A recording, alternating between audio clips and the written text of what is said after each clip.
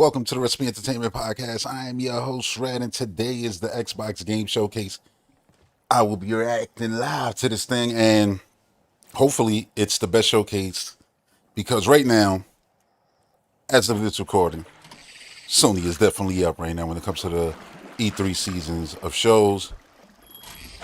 Again, the week is over. We don't know if we're going to get a direct next week or whatever the case may be, but yeah, this is the end as of right now. They are closing the seasons of video game, announcements for 2025, even though we get it all year round, but you know what I mean. The E3 season. Here we go. Here we go.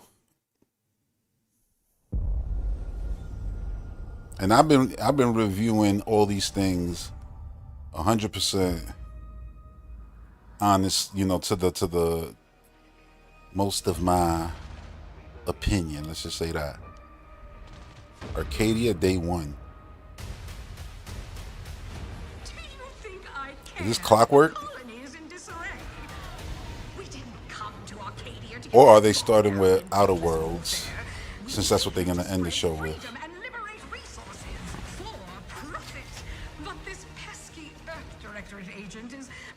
Yo, if you're watching this and you enjoy this, if you enjoyed all the streams I've been doing, make sure you hit that like button, since that is the key factor now in any kind of damn chance of your videos getting viewed, so I would appreciate that. Hey,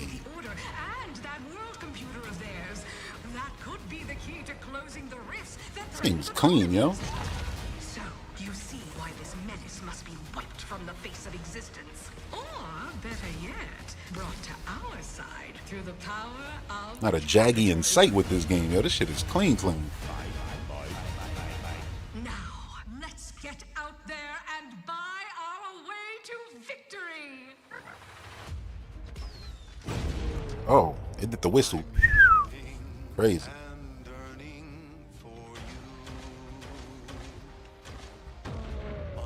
Oh. I'm thinking, did they do this last year too when they started the show? I think they did, actually. Last year was Call of Duty, and then the year before that. Yeah, I think they also did that too with Starfield. They showed it first. It's a good way to, kick off the show. Oh, damn. The dude on the right hit the wall. He got it worse. Even though the other dude's journey to the floor was longer. Wait, was that Ant-Man? Or were you a giant? The universe needs a hero. Not that dude who was vomiting, right? Can't be that guy.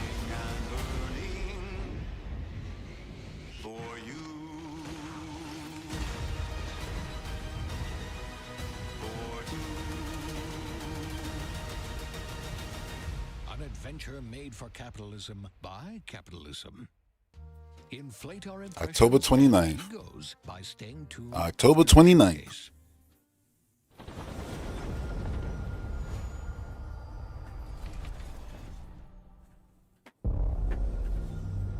World premiere.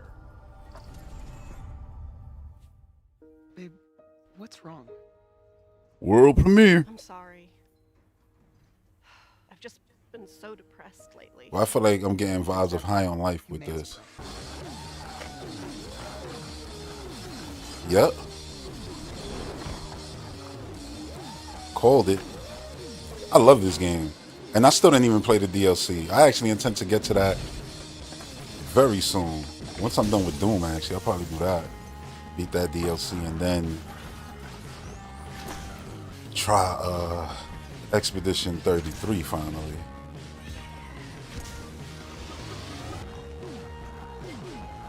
Yo, they went crazy. You skating and all that? A turtle? A dragon, little dragon turtle.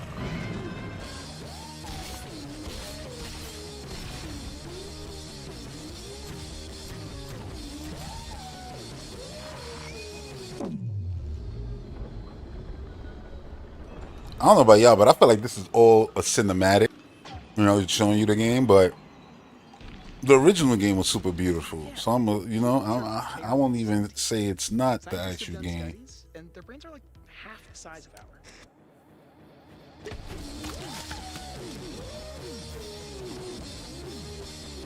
Straight up, high on life too.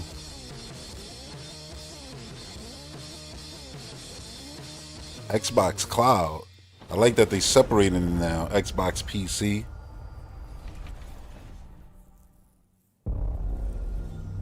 World premiere.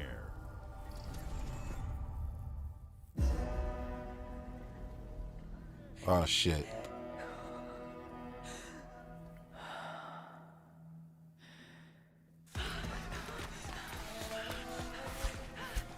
Oh, and by the way, yo, there was a PS5 logo there. Oh my god. Oh my god. I just thought about that. Because I know people gonna think about that. For some odd reason.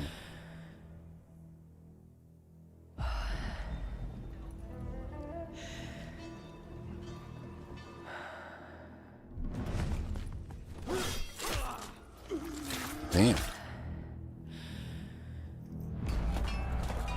I'm seeing this lasso right here. I'm like, what the hell is this? Wonder Woman? Wasn't that canceled?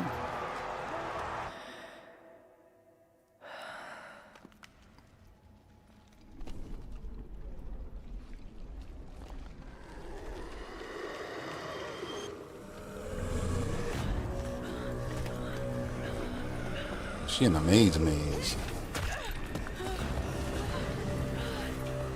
Chased by a dragon. I don't know. Oh, damn.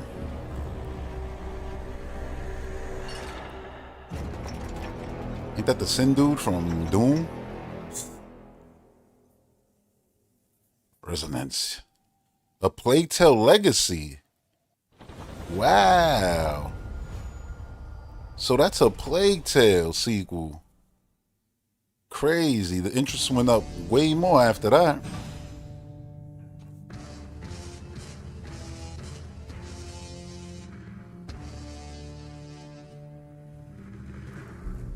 Oh no, it's a handheld. Oh no. Or is it a controller? Oh no, it's a handheld.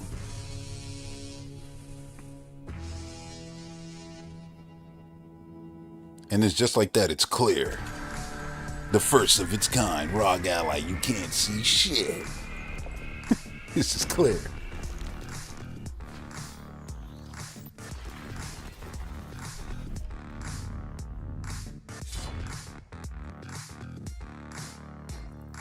Jump back in.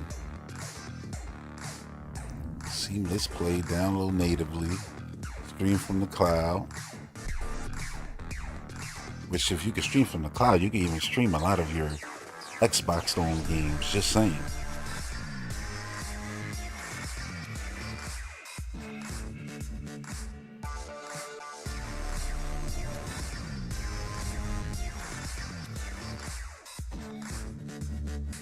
Impulse triggers.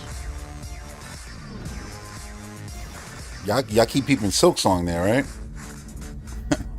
You know, that's almost guaranteeing that it's getting an announcement right now. Because it was always Game Pass. So you get his award there too.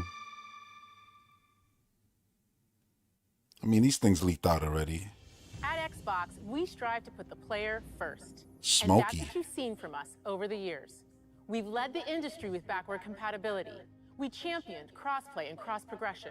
We delivered Game Pass, first on console, then on PC, and with cloud gaming.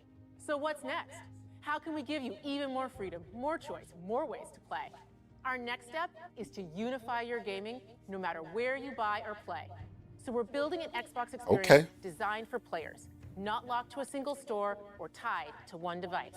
And there you have it. The Xbox Ally is an Xbox you can hold in your hands, bringing together That's what they calling it, the Xbox Ally? and the freedom of Windows. On That's this actually a Xbox, good name play games across for your even entire like their library. native Visit handheld all the Windows Xbox PC Ally. game stores, from Xbox and Battle.net to Steam, GOG, and Ubisoft Connect. And the highly anticipated Hollow Knight Silk Song will be available at launch and in Game Pass when the There you Ally go, at releases launch. later this year. In fact, every new game you see in today's show will be playable on the Xbox Ally.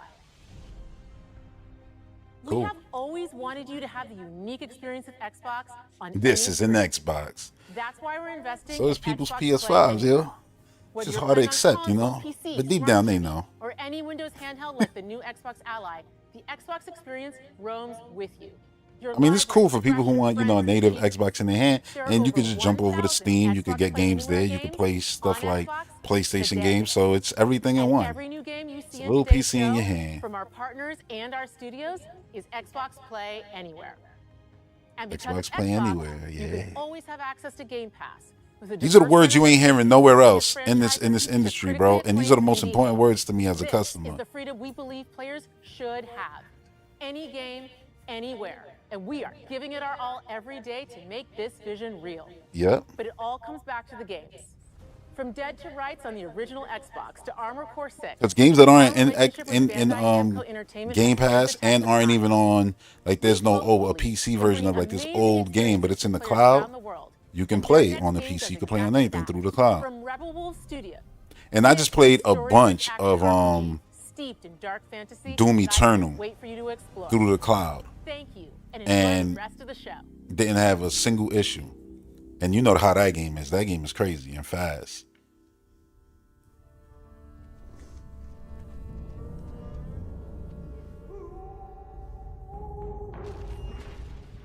Rebel Wolves.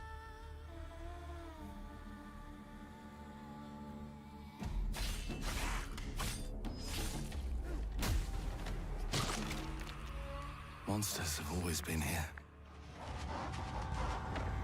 Watching from the shadows. And when we were at our weakest... Damn. That looks in-engine and it looks pretty too. We feared for our lives. But we should have feared for our souls instead. The vampires didn't come to kill us. No, they came to rule. That was a vampire? To turn us into mindless, docile cattle. Not me, though. They tried to change me into one of them. But I became something else instead. What did you become? Their worst nightmare. You said if Blade will show up, you wonder? A Dawnwalker. I mean, who knows? It was just announced, you know, with a CGI trailer, clearly to recruit people to come work on anything.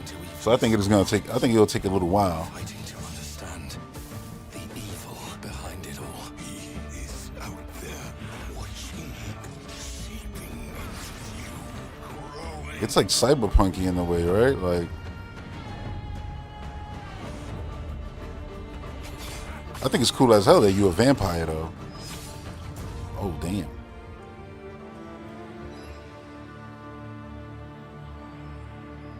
The Blood of Dawnwalker.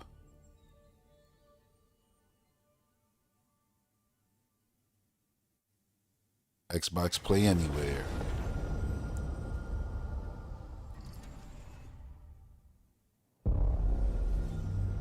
World. Play Anywhere means you buy once and you can play it. Cloud, PC, your console, and that's the best. In-game footage and cinematics. All right. Mario. Oh snap! He's getting a 3D platformer. Meat Boy. That's awesome. And that shit looks hard as hell, just like the 2D game. Yeah, this is awesome. I'm so happy that they, you know, are at this level now where they can make a 3D platformer. And shit looks really pretty too. And I'm gonna repeat, looks hard as hell. Oh, there's a bunch of them there. What does that mean? You think there's multiple players? Why not, right? I mean, you do that in Super Mario Wonder. You run around all together. 3D. Perfect name. Perfect name.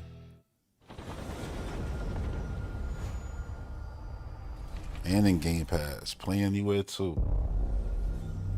Me boy came up in this world. I saw the Mario Part. I was like, oh, it's going to be a 3D platformer.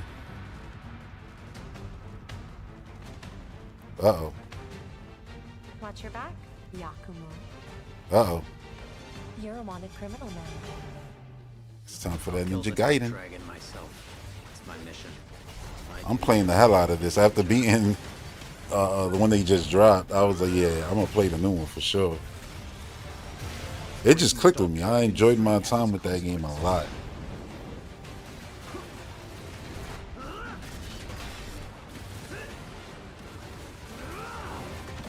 Yeah, it feels like it still has kind of the like obviously it's upgraded, but it still feels like it's the same mechanics. Ryu, there's something I need your help with.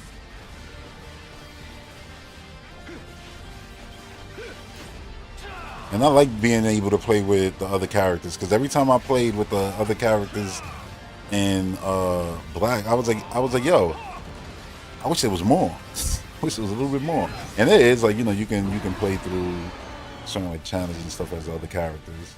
Yo, that's a shark with a ghost in it. Yo, these games, yo, oh, that's the one thing you could say with all these hack and slash games, all of them. Hack and slash games were basically the MVPs of this week. 1,000%.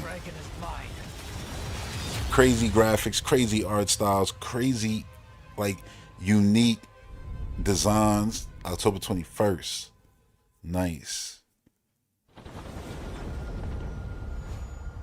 I like the Xbox stamps everywhere. I really do, because they separate everything. It's like Xbox, you know, PC, Xbox Cloud. Then you got the little stamps on the side that says Play Anywhere. Xbox, they doing DLC for this.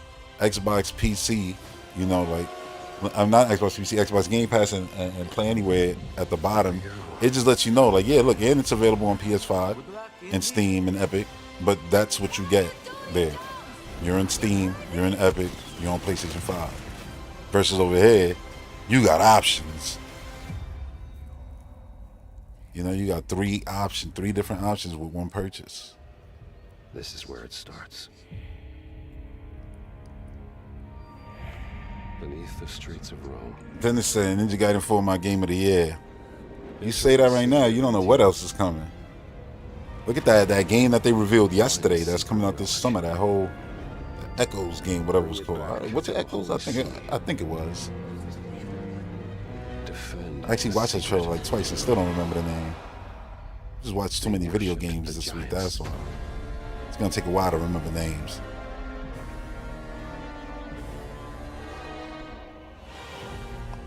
The Knights. The Order of Giants. Oh, damn. September 4th.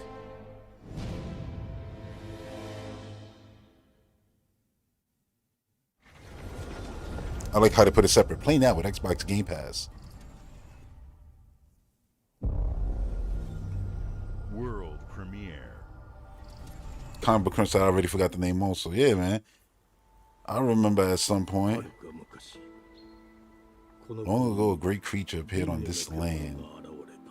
I'm smelling another hack and slash. In-game cinematic. In-game footage and cinematic.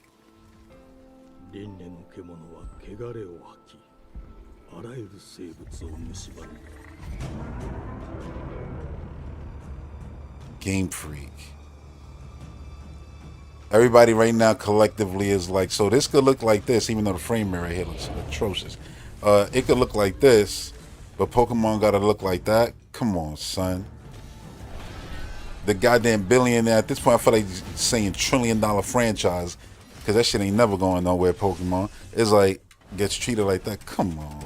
But anyway, this looks cool, yo. Like, nice. The art direction, like, sick artists, yo.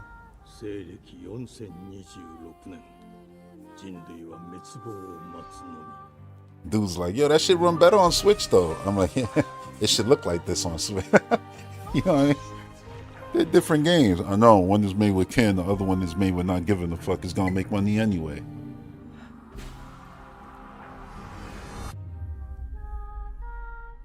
Sorry, I'm not supposed to say the truth. I'm supposed to say they do the best they can with what they've got, which is all the money in the world. They got Rockstar money. Let's be honest, they got way more than Rockstar money. It's not even close. Rockstar ain't got cards and toys and cartoons and movies.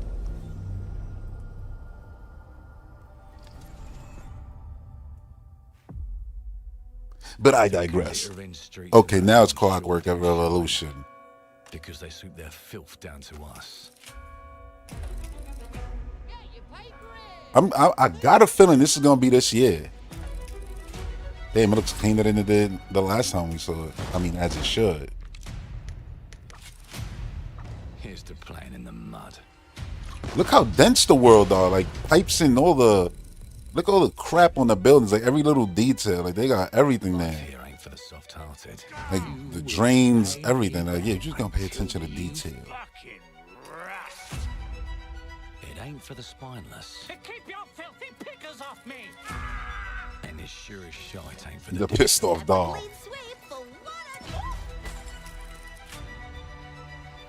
There has been a crime! Justice itself has been affronted! I have been baffled!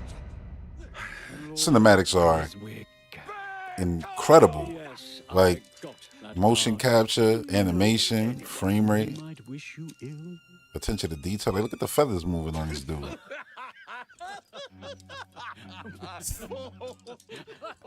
They definitely don't agree. We can't arrest and question everyone. Let's see if we can narrow the suspects down a bit. They were, Trust your instincts, sir. tall. Yes, sir. Built rather slim, well, muscular. Mm-hmm. Was very quick, agile. Are you serious? With a mustache. No, larger. That's crazy. So you basically giving a description, it's making it in a thing, and then you gotta go get him? They got my good side this time. Morgan Vanette. Now you gotta go hunt them? Bounty on his head? Your brandy, sir. And that's him. Is the real trick. It's you. Sticks ain't gold. Worthless and dull, just like you. Yo. I have a customer. They're going crazy with these cinematics, let me tell you. Because they're in-game, but they look almost like straight up cinematics. Me first, and him never. Look at this dude beard. You got options to talk. Oh. Anything else you'd care to say to Errol? Brains. If I hadn't seen it with my own eyes, I wouldn't have been. And because all the cinematics are in engine, you could create whatever character, and this shit is gonna just look good. Empty pockets and blood on the cobbles. Goodbye, Silas. No, no! Damn. I'll hurt you, you fucking meatsack! I'll leave you with a pissing pan of peaches! We got a mafia, old country. This feels like the mafia in the future. Can't put a price on that, can you? Them's in charge. They don't keep order. They keep power. Take this thing into the crucible and melt it. They just The lighting in this game is, oh my god, ridiculous. scared to fight back. I don't want to kill him. Probably like the best we've seen. It pays to be clever and well armed. Like they are stunting with the lighting. In every aspect. In every ad, like the way that shit is going on to, it's crazy. And trust me, I play the prettiest games when it comes to lighting out there. This is definitely up there. Oh, you had a dash. I like that. Weapon far worse. I like that. Time. And if they can rewrite history, they can rewrite us. But look who just found Mummy's keys. Now you got powers and shit. That's what I said, man. That left hand doing work in a lot of these games, Samus. So her with her, you know, abilities, I'm like, she better be able to do a lot of cool shit, because a lot of these games now, it's just, it ain't 2007 no more.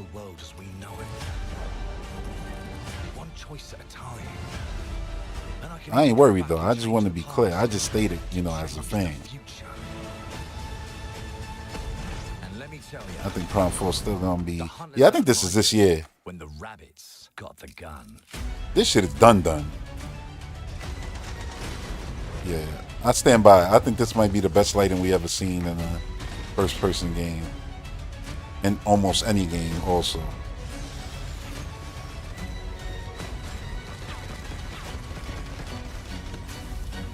it's like they use the lighting to really give it that old-timey feel too.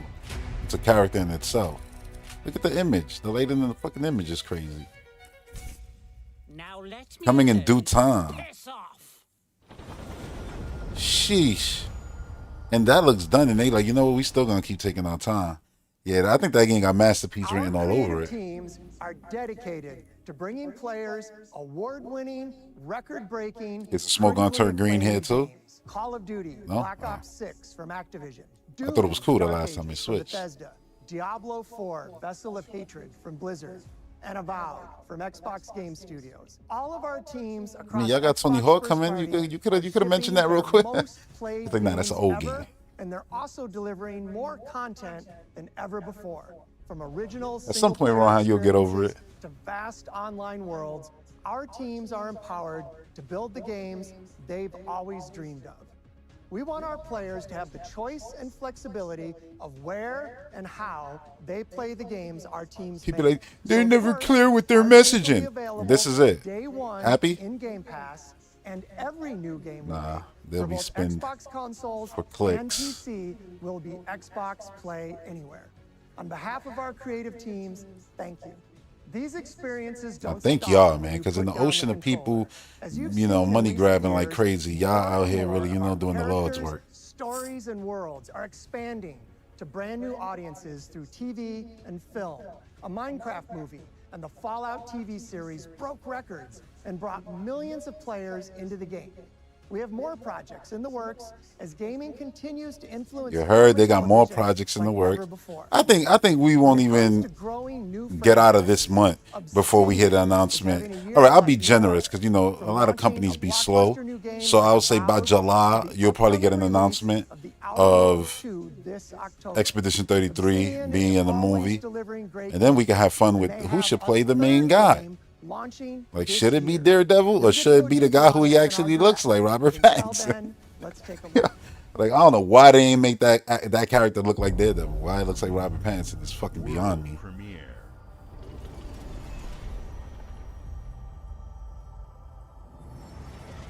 But nobody looks like anybody really. But still, he ain't have to look like, because Andy Serkis don't look like Andy Serkis in that.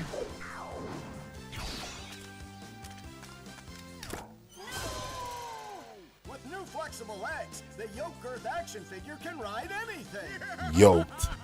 This is crazy. Breaking news. There's been an explosion at Brook Hollow Park. Chaos descended on a ceremony commemorating the 2-year anniversary of when 4 teenagers were miniaturized against their will. Oh, that's crazy. They doing a sequel. Of a deranged scientist, formerly evil company Ominent Practical I wonder if that's the damn graphics of the game now. A statue of the 4 teenagers, fast food science robot Burgle, and Dr. Tully when an explosion erupted. Dr. Tully and the teenagers' current whereabouts are also unknown. Look at the old systems there. And this is like a fictional, like what, Brooklyn? That's what it's supposed to look like. You gotta keep them separated. Is it gonna just be grounded too? Or is it like a major expansion to it? Because remember, this game was really successful for them. More than what they thought it was gonna be.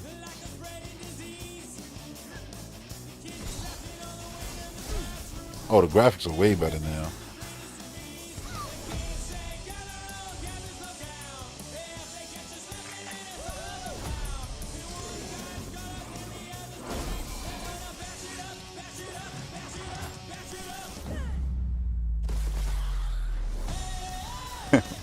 Yeah.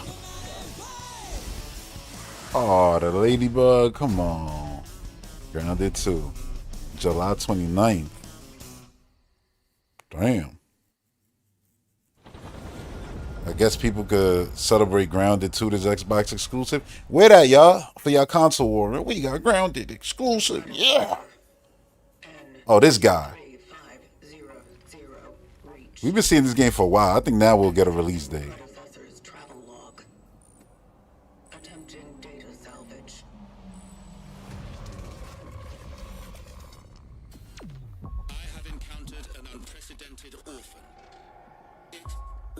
It looks like they're showing a lot more of it. I don't remember the name of this game at all either. The behavior pattern of the orphans populating the area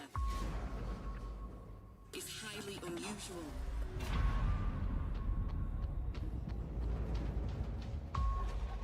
They become exceptionally aggressive. It's sad because when I see games like this, I know immediately what they're being compared to. And it's always so corny because it's like,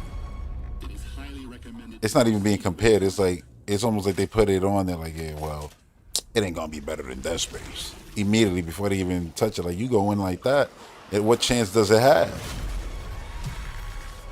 Chronos.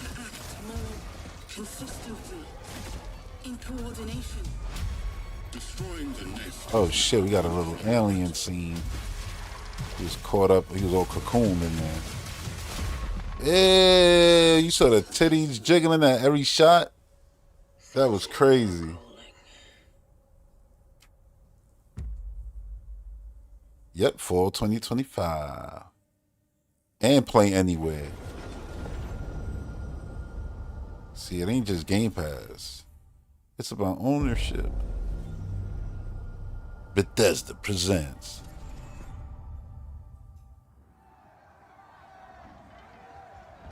In-engine. Okay. I'm seeing...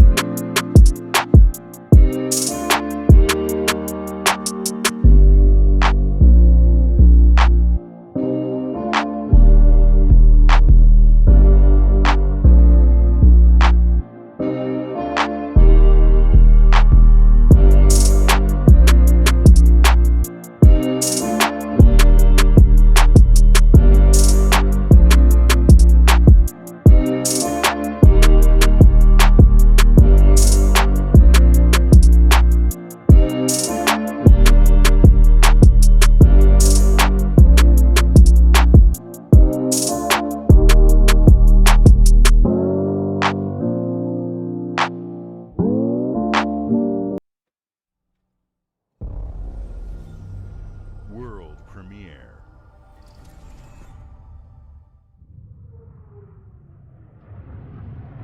Shit.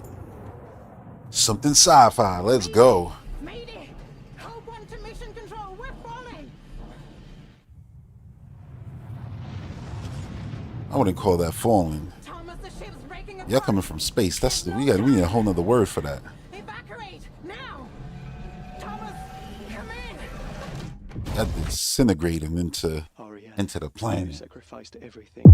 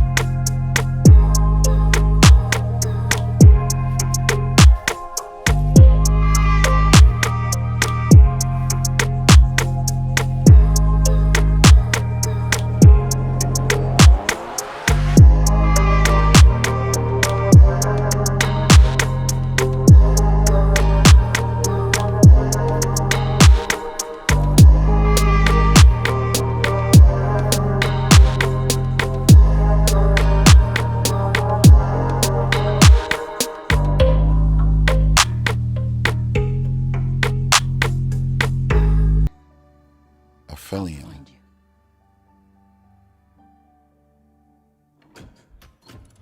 All right, I just asked, please don't show the game again in the future and then be like, oh yeah, there's a whole building mechanic. You know, build bases in order to survive. Nah, I don't want that. I just want it to be a linear, awesome, point A to point Z experience.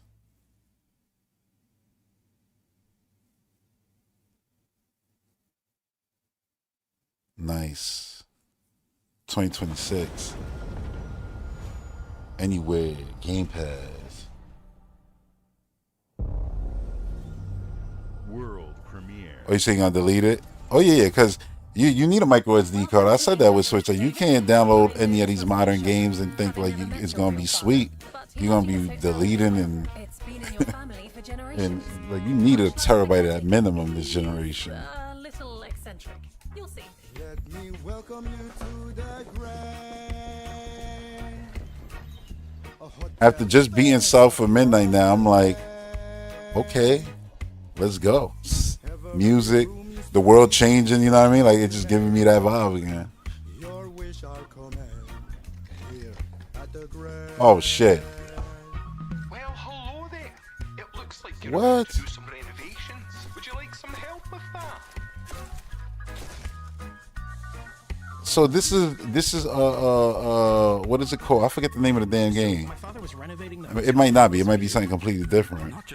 But if it is, I'm like, they just up the visuals a lot. The entire village. You have his power tools. You know, you could pick up where he left off. You seem like a good man, like he was. I'm in. The good thing is with the system, like with Nintendo games, you know, a lot of their games aren't gonna be crazy big like that, so it won't really be an issue to me because that's all I'll be playing on it anyways, first party games. Things are gonna start looking bad. Don't make the same mistake your father made. In this place, the only one you can really trust is me.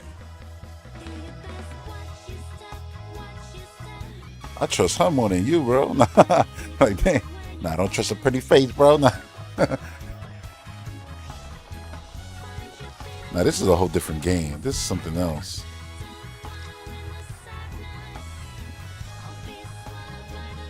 So what you collect, you use to defeat the things. There are no ghosts at the Grand Hotel. Oh, another exclusive. Exclusive. It's on PC. That shit is not exclusive. I'm just playing around.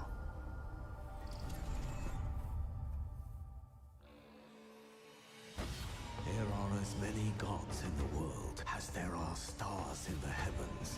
And Okay. when we need their help, they send us a hero. Who would have guessed the defender of my homeland could be my daughter? Oh, God forbid. The heavenly spear. But is she worthy? You know, there's a certain group of gamers right now crying. First the space game, now this.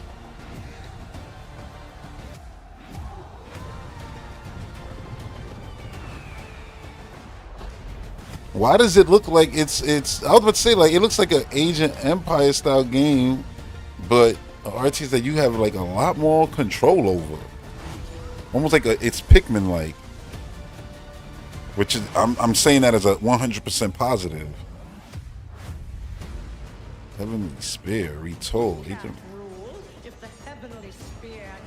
I think this is like, I guess, a different take on their stuff.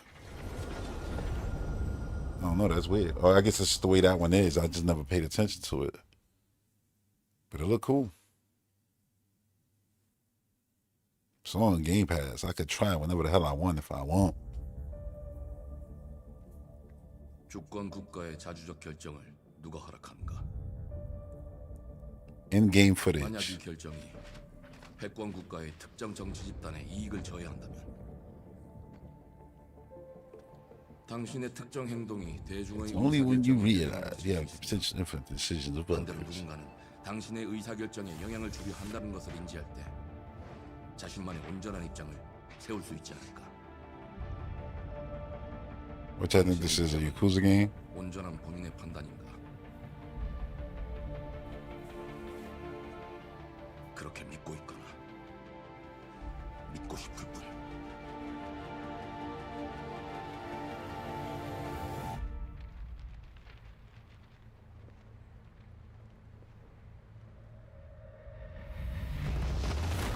What happened, yo? Looked like it was an outbreak.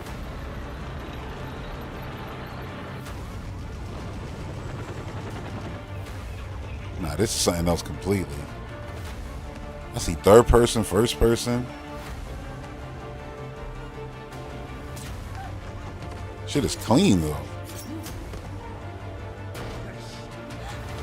당신은 무엇 때문에 분노하는지.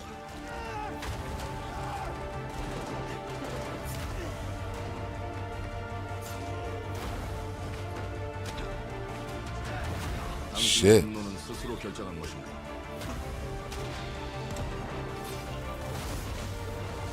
Man, we've seen a lot of crazy looking games, man, that just look like developers are doing some cool stuff now. To try to like change, like, yeah, they're in genres we know. Oh yeah, they're zombies. It's like a hodgepodge of a lot of stuff, which is cool. 지정태. 지정태. Whatever makes a game fun, yo. Oh, he got it. One dang 2 hearts.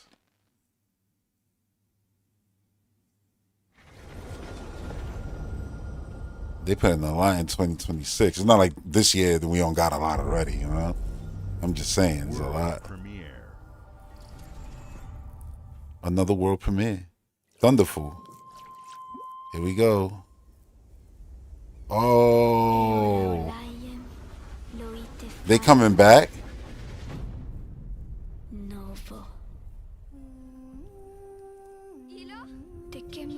I love this game.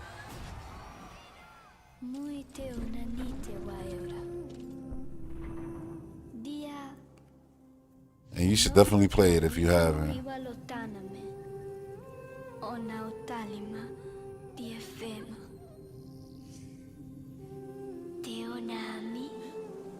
That they will come back? Yeah. She had more secrets to tell.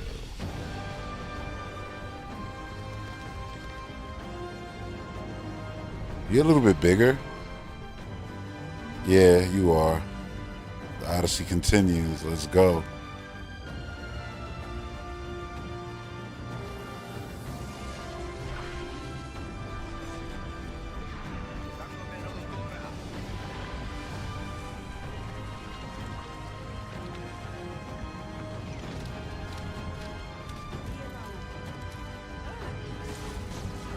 It looks a lot more epic than the first one. And the first one was epic. I just mean like bigger. Like they really... Oh.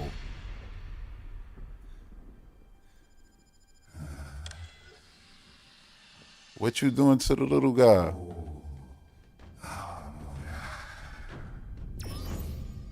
Oh no. He's extracting his good stuff. Children of the Leaf. Let's go. Planet Alana 2.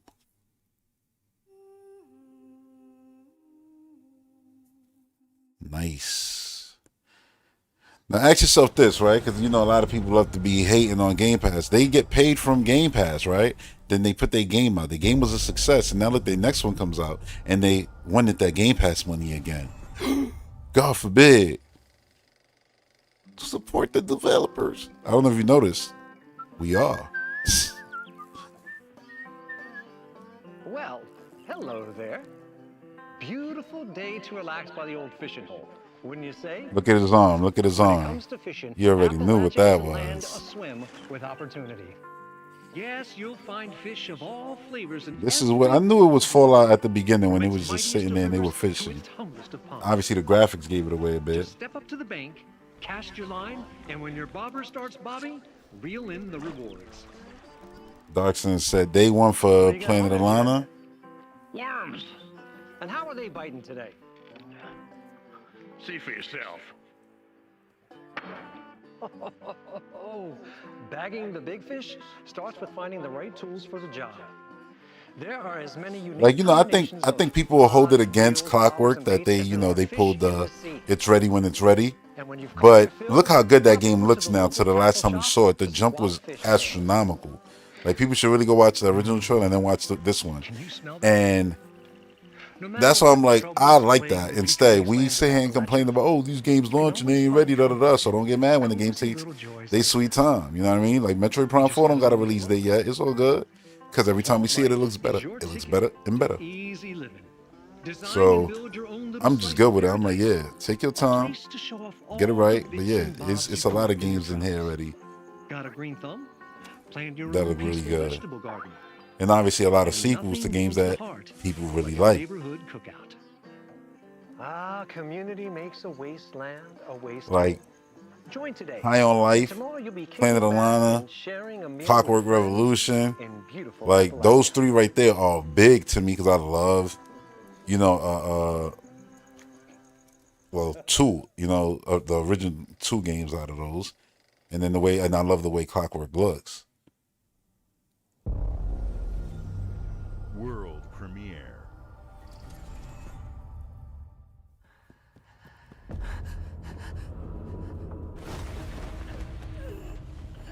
In-game footage.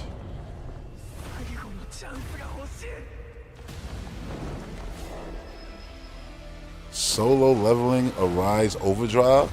Does that mean like you're a solo RPG, you leveling by yourself? I'm like, oh, that's just Samus and Link. They do that too.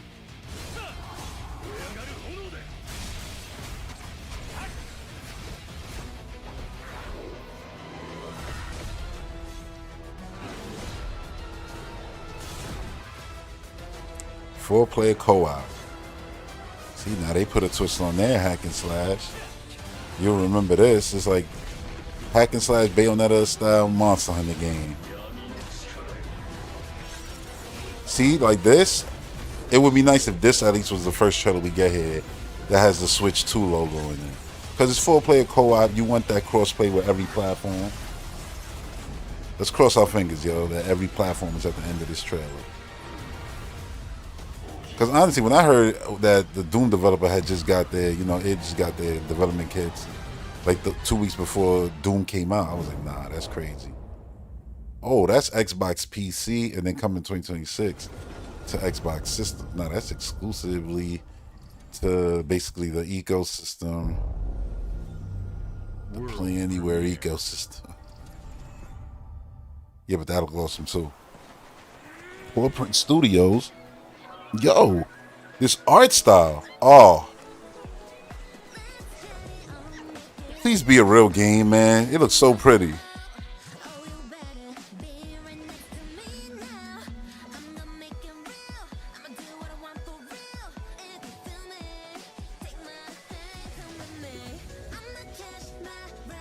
Oh, they got Pokemon cards and all that?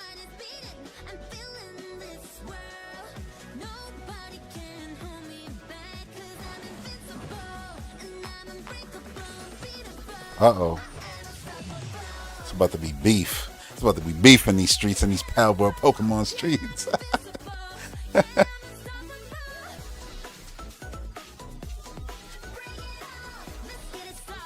It's nice that they actually show the actual real game. And the shit is pretty. Celebi.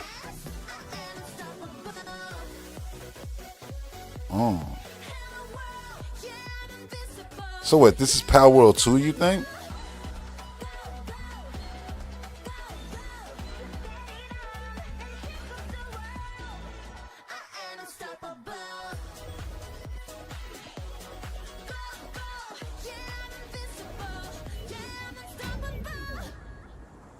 And Nemo?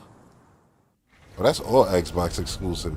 That I was gonna say, cause that was the big ass jump, because Palworld developer did not make something this pretty. Hey, what's up, everyone? That's crazy. Pro Skater. I just want to say that looked nice. For all the love and who knows if it'll be a good game, but it's cool to see other people taking the formula and doing things, doing what Nintendo I guess visually in that aspect. Appreciation for skating all over the world. And that means everything to me. But I know Vitriol is going to be thrown at that game immediately because, it looks just like. With so much care and attention to detail.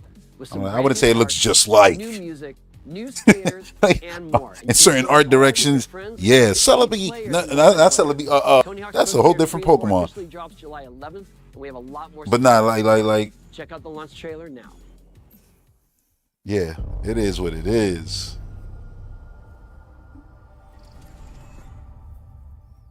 You wouldn't feel it was a threat. I mean, you shouldn't feel it as a threat. It ain't no goddamn threat to Pokemon. If you think that, you're ridiculous. But you shouldn't, lash out. You wouldn't lash out if, somebody would step their game up. The part that bothers you is like, yeah, this shit does look better than this shit, but it ain't gonna be a better game. We know.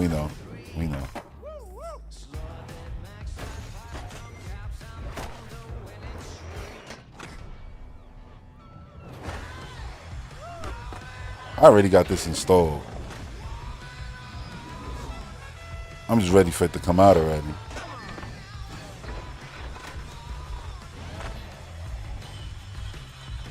The glow up is crazy.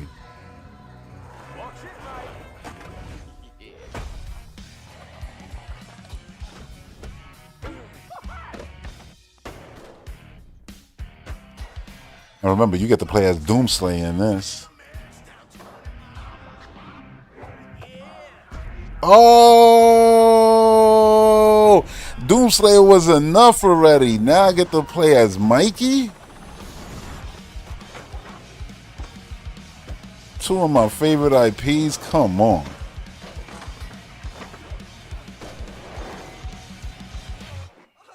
That's crazy. It's a Tony Hawk ping pong machine.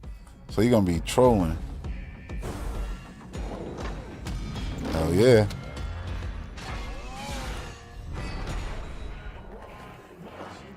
When's the demo out? Switch 2. Bam.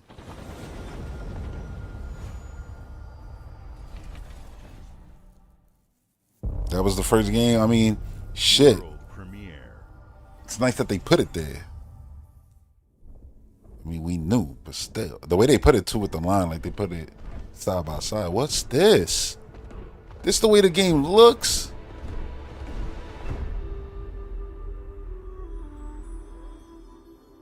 Shit, it looked like that art style in a way.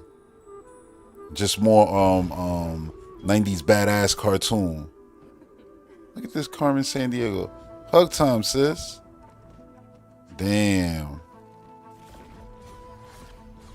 They said the last one was about love, and it did well for us. But now this one is gonna be, I mean, she got a sister there, so I think there's gonna be definitely a cool story there. But yeah, this one's gonna be action packed. Camilla. It's a skill tree. 2 swords. Confront your sisters. I love that there's still this spirit-like dynamic. Makes it feel like it's in the same universe. It'd be cool if it is. It was like a Spiritfarer tale. Something like that. Like the Plague Tale did. Yeah, that Plague Tale game, that's another one to add to this. Like, that is crazy. Yo, the sword came out like blood out his back. That's fire. And there's like a card element to it. You betrayed me. You're acting like mom. It's almost like an RPG. Like you picked, that was the attack. You're acting like mom. Yo, they went crazy with this. Yo, you fighting that giant enemy in the back. You saw her blocking his blade? Yo, yeah, this is fire. Fate's End. 2026. Game Pass and Play Anywhere. This already took the week, by the way. I don't know if it needed to be said. Like, this is the best show of it already. Oh, man. Gears of War 1.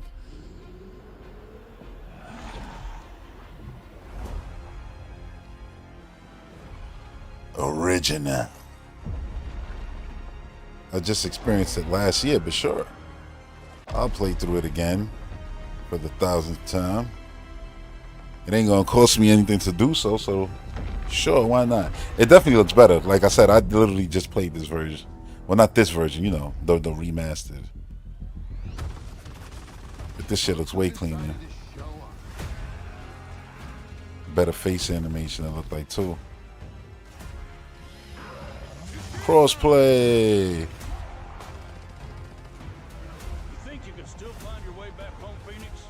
Cross progression across devices. I hope that means PlayStation 2 because you sign into your account, so it does like the Ubisoft games do. But it probably won't be. Who knows?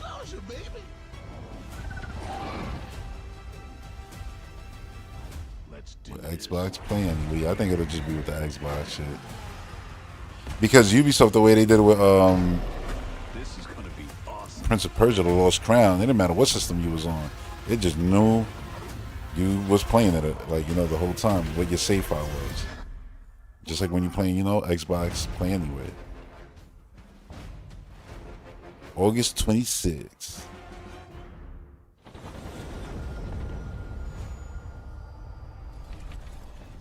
You don't gotta buy no visual upgrades. You don't gotta pay. You get multiple versions of a game. Play anywhere, smart delivery. Come on now. Come on. And people still ask me, yo, why won't you buy a game elsewhere? Because I spend money once, and less money at that, and then it's like, and get multiple versions. What are we doing here? Why am I go elsewhere for what? For shits and giggles? For brand loyalty? Like, that's weird, bro.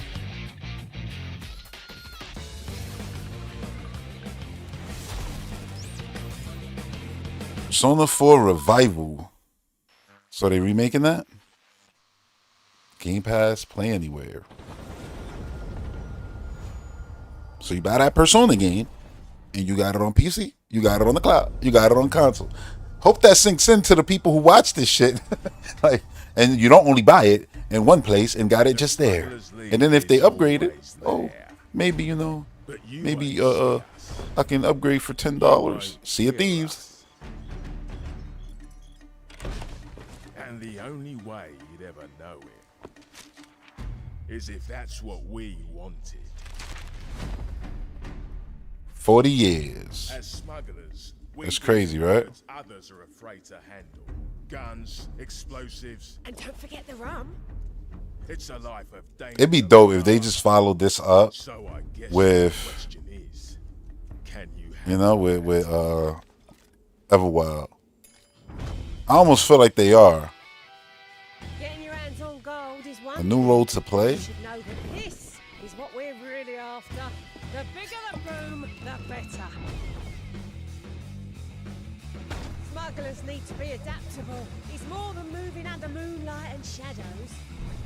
You should be ready to take advantage. The story of Sea of Thieves, etched in stone.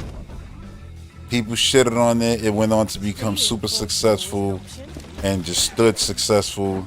And then the same people who threw the most vitriol at it went and bought it in high droves at a high price years later. Incredible. Sea of Thieves. That's its legacy. That is the game that showed all that fanboy talk is nonsense. Smuggler's Ties, Season 17. Season 17. Concord had how many seasons again? Oh, I'm not supposed to do that. What am I doing here? I'm just having fun. I'm just having fun. World fucking premiere. Here we go.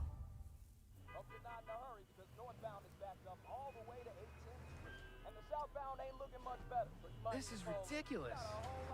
Please, come on. Oh, Invincible. An Invincible game.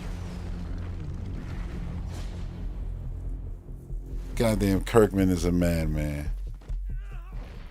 That looks awesome. Not even close. Is it a fighting game? Almost certainly from the looks of it.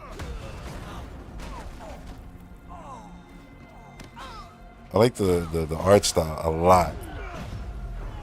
Because they could have just went for, oh, let's make it look like the cartoon. But they gave it this, make it look like the cartoon, but almost like 3D. Polygonal, if that makes sense. This is crazy. I hoped you'd understand why I had to do this. Accept our rule, or die.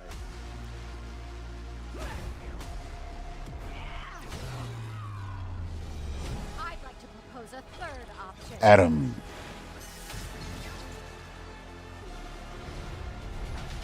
I'm not your son anymore.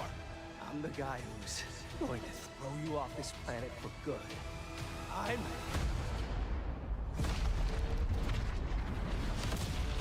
trusted you. Versus.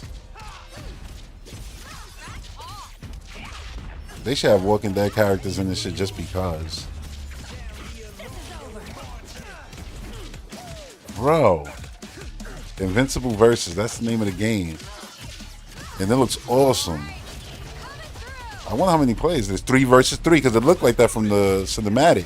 So look at that. You got the Marvel game, you got this, and they're both multiplayer fighting games, which to me, I feel like that's going to be the new wave. It's like lobbying up with your friends and then going up against a group of other people, randoms, whatever the case may be. That shit is going to be mad fun. Not holding your weight, your friends being mad. Stop stinking it up. It's like, come on, I'm fighting the harder player. All that, like, you're going to have all these dynamics. This shit look fire. Yo. And play anywhere. They going crazy in this show with everything being play anywhere. It's like, you could buy this shit elsewhere. You only get one version over there, bro.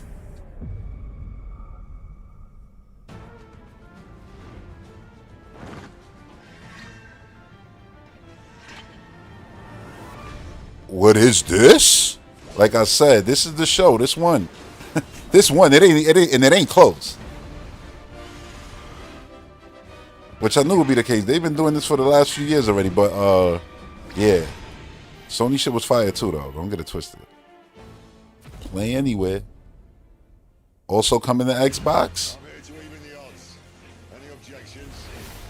16. Bang bang. Yo. And it's gonna be play anywhere too. Again, you buy one version, you get the best versions.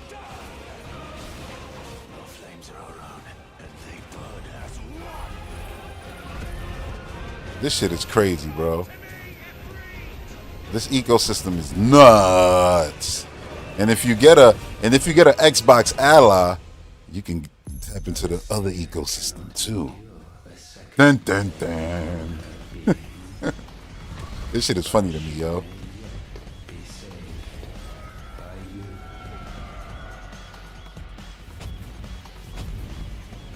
Today. Bang bang. Buggity buggity bang bang bang. God damn. God damn. And another world premiere. It ain't even over yet. And it's from Xbox Game Studios. Double Fine is in the house. New IP.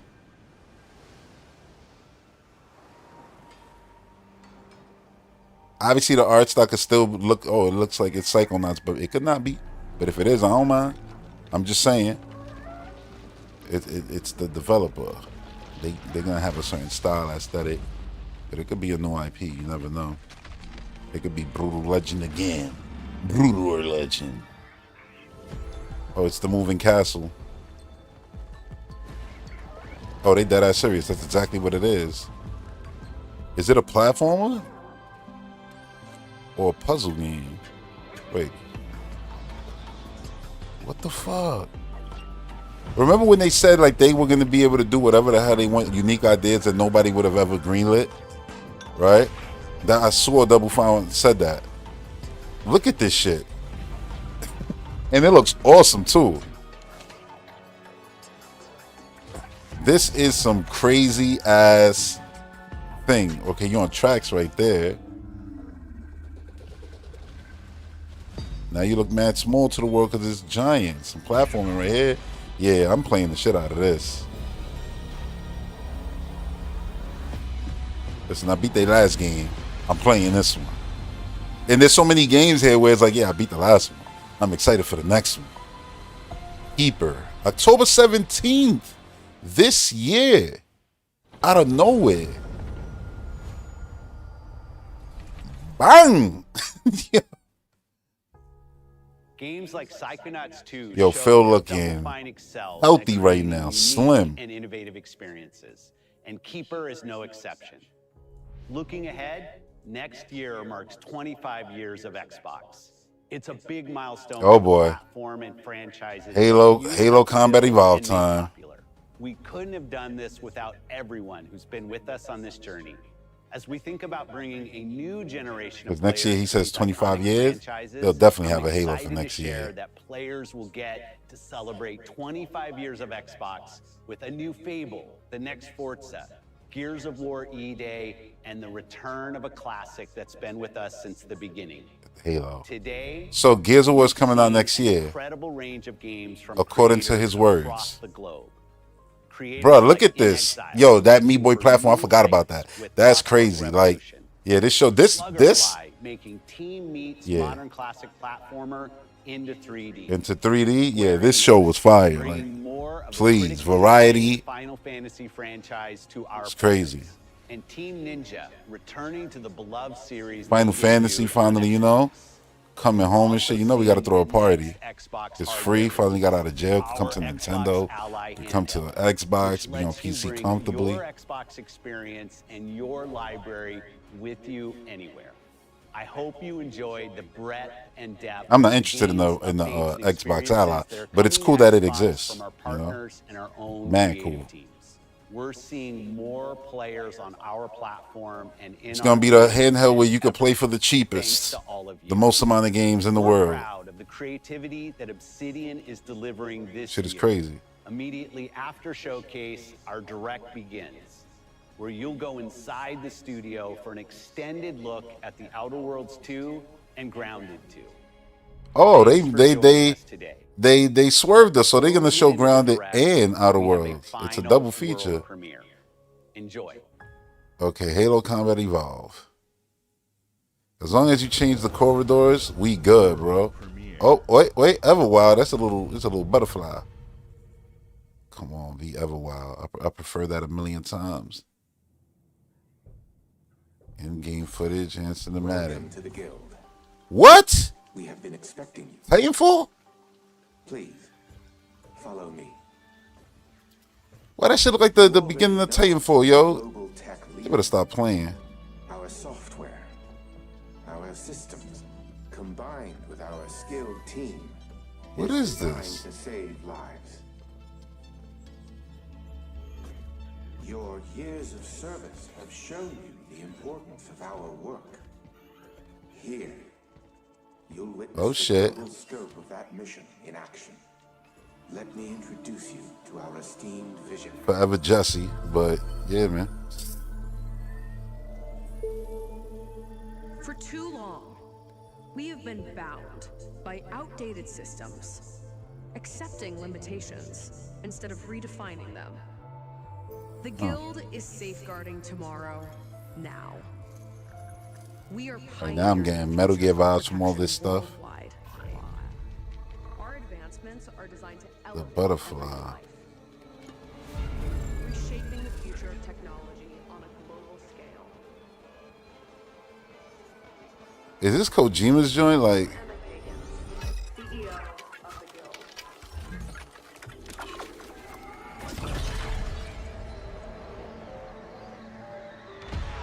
but would that be considered a world premiere if we known about it? It's not a world premiere, so it can't be that. This don't feel like Kojima right now either.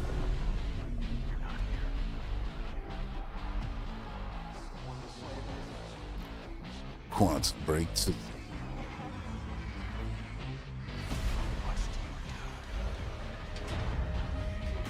The Upside Down.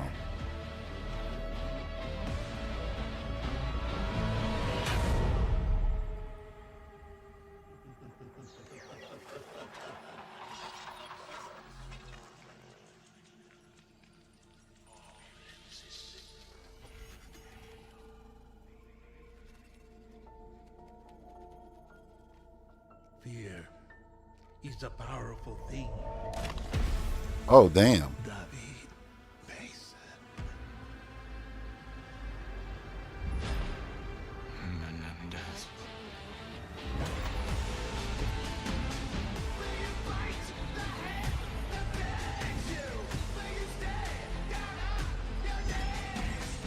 Oh, it's Call of Duty Black Ops 7. I'm like, what the fuck is this? So it's super futuristic. Yeah. Whoa.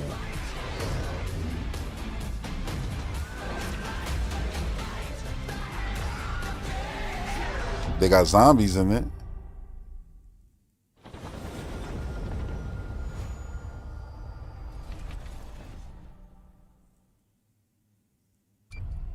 By the way, he definitely teased Halo for next year. I hope y'all know that.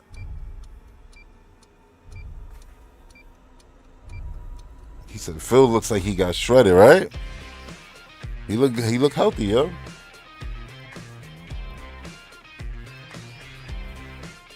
What a show. What a show. There was something there for every single human. Especially y'all Pokemon fans, bro. Yeah. Nah, there was a lot there. Welcome to Obsidian Entertainment. We here at the studio have joked around that this has been the year of Obsidian. Every year, yo, they've been delivering. And I said it was going to be this way. They got too many studios now. And the cadence is we already hit it where there's always going to be like, oh, now these guys are ready to go. Now those guys are ready to go. Hey, what you doing here? Sequel is the lifeblood of every Oh, he's a voice actor in it? Think about it. The original creates the world and builds fandom, but the sequel, that's what Yeah, Black Ops 7 was crazy. And I like the way they went into the logo. You know, the classic style Black Ops logo. That's crazy. Black Ops 7. I never even finished 6. But I wish it had. Even though I played it for like, There was. I don't know, There was a 200 hours. A mark. They had a sequels here. It's just multiplayer. Like, yo, I haven't finished a Call of Duty game in so long now. Even though they're super entertaining and they're good, it's just I just be having so much shit to play all the time. Especially around that time of the year. Part 2. Part 2. This game is so clean looking though. Like, there's not a jaggy in sight, I feel. It's still like it looks like the game is a game, but then you look at the details, it's like it's just clean. Back in the day, we used to see shots like this of games like of you know, Xbox One, PS4, even 360 and PS3. Like games, the bull shots, they would look mad clean. Then you get the game and resolution and everything would bring that shit down to a jaggy mess. Even though they looked nice at the time because it was like, yo, HD. But they didn't look like the screenshots. The screenshots would have like mad motion blur in them and everything. Now the games actually look like that. Deeper because we have more time and money, which is a great thing. And we're able to make it we have a lot more time and money, which is a great thing. RPG than we were the first time around. So we're going deeper and more complex. So you can slow down time. The world in this game is gorgeous. I definitely got to make this my first Obsidian game. I got to boot this up because even though I installed the VOD, again, I've been playing other stuff. I'm like, oh yeah, I might get to that. But I'm like, this is just more up my alley. You know what I mean? For sure. Or valley, whatever. You know. Opportunity to explore and expand the universe in interesting Darkson said it was a good show, definitely. The themes of how people are affected by living in and I'm sure you know there'll be people who will be like, nah, it was the worst thing ever. It's like, sure. And so, no matter what kind of new IPs, classic IPs, returning, you know, indie games being bigger and better than ever. Final Fantasy back on Xbox out today. You know what I'm saying? Like, in what way was this bad? A bunch of games for next year that actually look super promising. Like that astronaut game with the lady, her landing on the planet, that looked fire. Invincible fighting game, fire. Like, and I don't take nothing away from the Sony show. You know, they have the firefighting game with. Oh look, let's see how he opens the door. In our new, bigger worlds. Thunk, knock it down. You see that? You could brute force it or just skills to open that door. That was actually cool as hell. Was at the forefront of what we set out to create. We prioritize those deeper RPG options with different character builds and combos so players can express their role-playing power fantasies. We also have different equipment options for different playstyles. Oh, you can see through walls. And different companions with different abilities.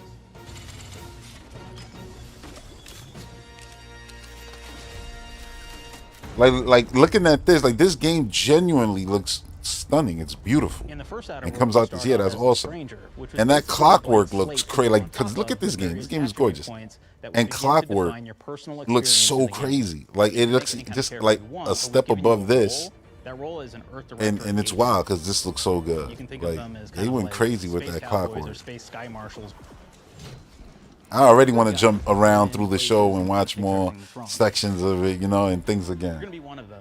But we don't. But you know, I'm gonna let this, you know, finish because I do want to see this. Right? It could have been Because this is a chance for them to sell me on actually, you know, booting it up. The galaxy.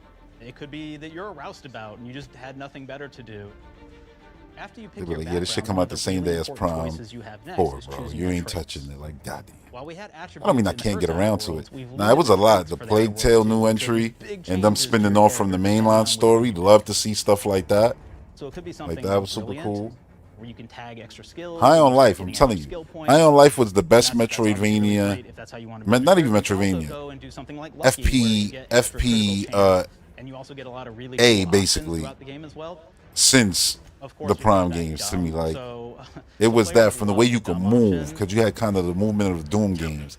You had the glory kills. It was everything. I was like, this game is kind of what I want Prime to be like.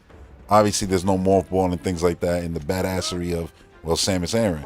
But in game, like design and things like that, the way they did a lot of things that they did was really good. Boss fights was epic. That game was so good for it being their first video game. I knew I was like, yeah, the people making this game, they understand this medium, they understand the art form, they understand it all, and they're gonna go places, you know.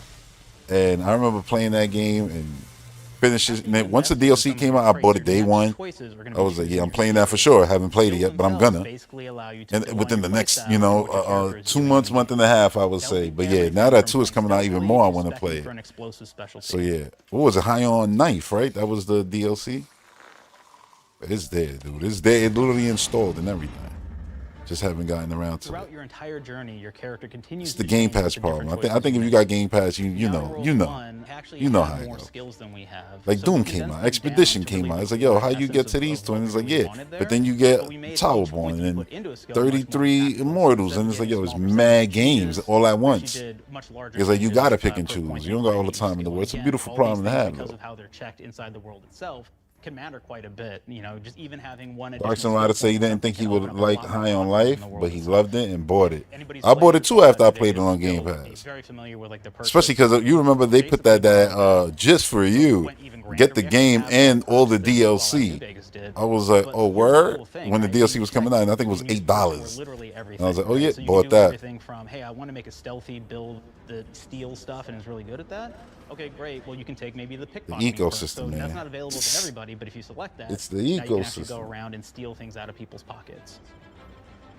Like High on Life was so good, and when you upgrade yourself and then you swinging from one side and dashing across it, like yo, you was moving crazy, running on this wall, that wall, that wall, even traversing the world to like 100% the game was mad fun. Like it was just mad fun to go back all, through the environments.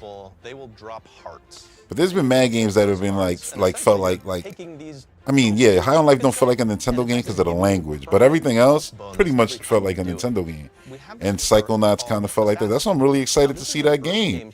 I don't even remember the name of it. The new Double Fine game, like it being something new and crazy. Like yeah, like I'm excited. Yo, the graphics of this game is so nice though. Straight. He said, ass nuts.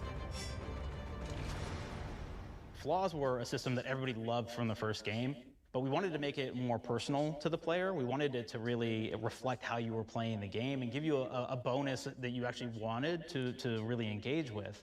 With the flaw system returning, we knew we needed to go bigger, better, and more real. I love him just being here, like just straight up part of the studio with the floor system. We knew we had to go bigger and better. He's like, yo, no bad ideas. Okay, we need Give more me what you flaws. got. We need Like, to be real. shit is Step in fire. the game, so give me something. Inspiration. What's wrong with you? Oh, I have bad knees. You have bad knees. They hurt when you walk a lot? Yes. When you walk too much, they hurt? No cartilage. Sounds No boring. It makes you cartilage. sound like a boring person, but it's in the game. I know it. It's a good flaw. What about you? I like to take small things sometimes. So you're stealing. I'm taking. So you're stealing. I don't. Claire, Yeah, you shouldn't be stealing. What are you doing? You shouldn't be stealing, Claire. Tiny crimes. Tiny crimes? Do you hear the second part, though? It's a crime. What? You're Did stealing. you, They're the did flaw. you hear the can't second steal part? things, okay? It's a crime. But it's an amazing flaw, and I'm putting it in the game. But you're a bad person. And are you the one that took my stapler? Do you need it? Yeah. But you're a bad person. Please. Yeah, he's fucking killing me right now. This fucking guy. I like to stare at the sun. How long did you stare at the sun? Just lunch break. An hour? The whole lunch break? Oh, I only get 30. Nah, he only get 30. Yeah, in an hour. Oh. Makes me feel energized. How many fingers will hold up? 3? No. Anything else? We'll put it in the game. Yo, how many things on the 3? No. One of my favorite flaws is Yo, called that shit was mad funny. Will actually give you the option to take this flaw. Oh, it'll make it so man. that you move faster throughout the game. But the problem is. Oh, that's how you got it too, Darson? Yeah, see, man, that guy. I think it's. I swear it's because people who beat the game, they gave it to them. Like, yeah, it's like you know what? This is really The interesting. DLC is $15. Fuck it, hey, give us $8. You can get everything. You already played the main game anyway. Might as well just get some money out of you. Like, that's what I feel they did, and I was like, yo, here, take that. Because it's the same thing. The minute I beat. Yo, why you running at me like that? Jesus Christ! Yeah, the minute I beat Mafia, it literally popped up on the on my homepage, like, you know, on one of the little block deal just for you. I'm like, I've never seen that. I clicked there, it was like Mafia Trilogy buy now, and it was like, I think what was it, like $12, $13, something like that. I was like, hell yeah. But if you ever fully empty It's the same thing that they did with the Darksiders entries. And remember, there's a new Darksiders game coming out too. With Darksiders, it was like, oh yeah, you know, just for you, Darksiders, yeah, get all of them for $12. I was like, word. And it was the day that the remastered of Darksiders 1 and 2, right? Those are the ones that got remastered recently. It was that day. I was like, yo, that's fucking crazy. Or even a psychopath who gains permanent bonuses But, to health. you know, it's beautiful to see that in the ocean of goddamn $80, $120 collector's edition, DLC. DLC's like, all right, yo, y'all getting money out of us every which way. Come on now. Be nice, throw somebody a kind bone. of encounter this very early, and it's a very core one to the story. But it really expresses our philosophy of Game allowing the Pass is player just to like, solve problems it's in nothing but just, yo, fun listen, ways. man. So you may solve it by, you know, speech options. You may Deals talk on to them deals. And maybe have to go do a quest On for deals them on and deals. really kind of prove that you're a friend of the Protectorate to get by. I may have need of your help, stranger. If you are ready to seize an opportunity. Her armor is insane.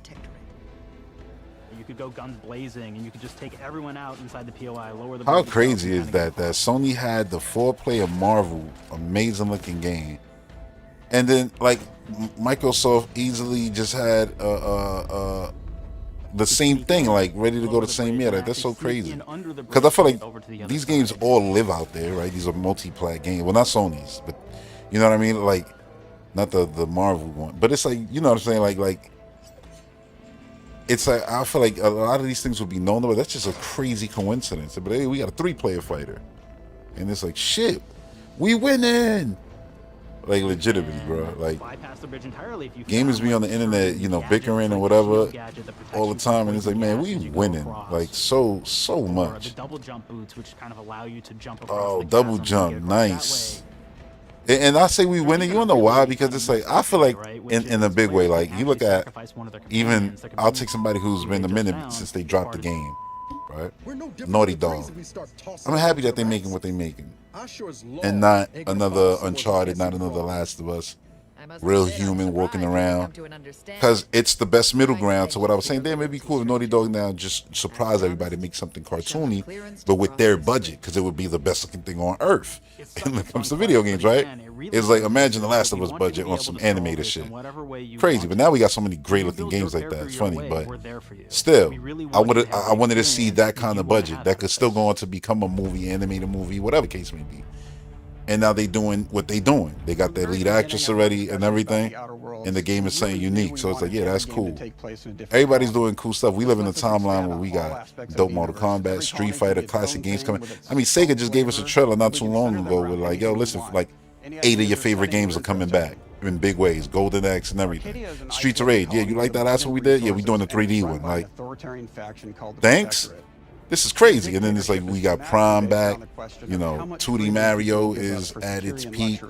Donkey Kong is getting the 3D platform. Like the whole thing is crazy. You know what I'm saying? Like, The Protectorate is also incredibly it's just crazy the way the video game world is right now. Yeah, there's a lot of negativity from like obviously the firings, people, you know, obviously which are cutting off all the other colonies on Earth. nickel and diamond people left and right and shit like that. Clearly there's a lot going on that you can pick at that's negative. But I'm just talking about the essence of it, the art, the games. Like, they've never been better than right now. I've been here for all of the eras, bro, and I'm gonna say right now, literally right now, is the best that it can possibly be. Right? Like literally, right? Because Switch 2 is also all the Switch 1 games is playing better, frame rates is better. Obviously, Switch 2 games is better. They're 4K and all that stuff. Awesome. But then you can access old games better than ever. Like, we just in the best timeline. I like when it comes to how, not how, yeah, how we can play games, but what games are being made. Shit is crazy. Like Obsidian, they just came out with a game, and they got another game, and it's in the same year. Like, that's not normal. We're in a crazy, crazy timeline. Flavor of absurdity. Andy's Choice is a merger between Anti-Cleo and Spacer's Choice from the original game, and there are. And to think, we still got Blade in the chamber. This dude said Gears of War next year, Fable next year, and another favorite, which you know is Halo. You know what I'm saying? So it's like, yeah, they going all out. Is the radio system. It was just iconic for me, and I wanted to make sure that the Outer Worlds 2 had that. So we actually built out 3 different radio stations, one for each of the major factions. You also have a ton of music. I just feel like they're going to use Halo 1, the new Halo Studios, as the catapult. This is our remaster, our retelling. This is how this studio would have made, or would make. Because not would have, because back in the day, things would have been different. Power levels, everything. But this is how we would tell this story. And this is our swag. This is our style. This is what we put forward. If you don't like this, cool. Get off the fucking wagon then. If you want to be stuck in the old days, the Master Chief Collection is right there for you. But if you love this, know that the next thing we're doing is way crazier than this, but this is the DNA of that idea, you know. So it's almost like yeah, we're remastering, but even further because it's remake. But it's almost like, oh yeah, you know, retro making Prime 1, but then Prime 4 is gonna be way crazy, you know.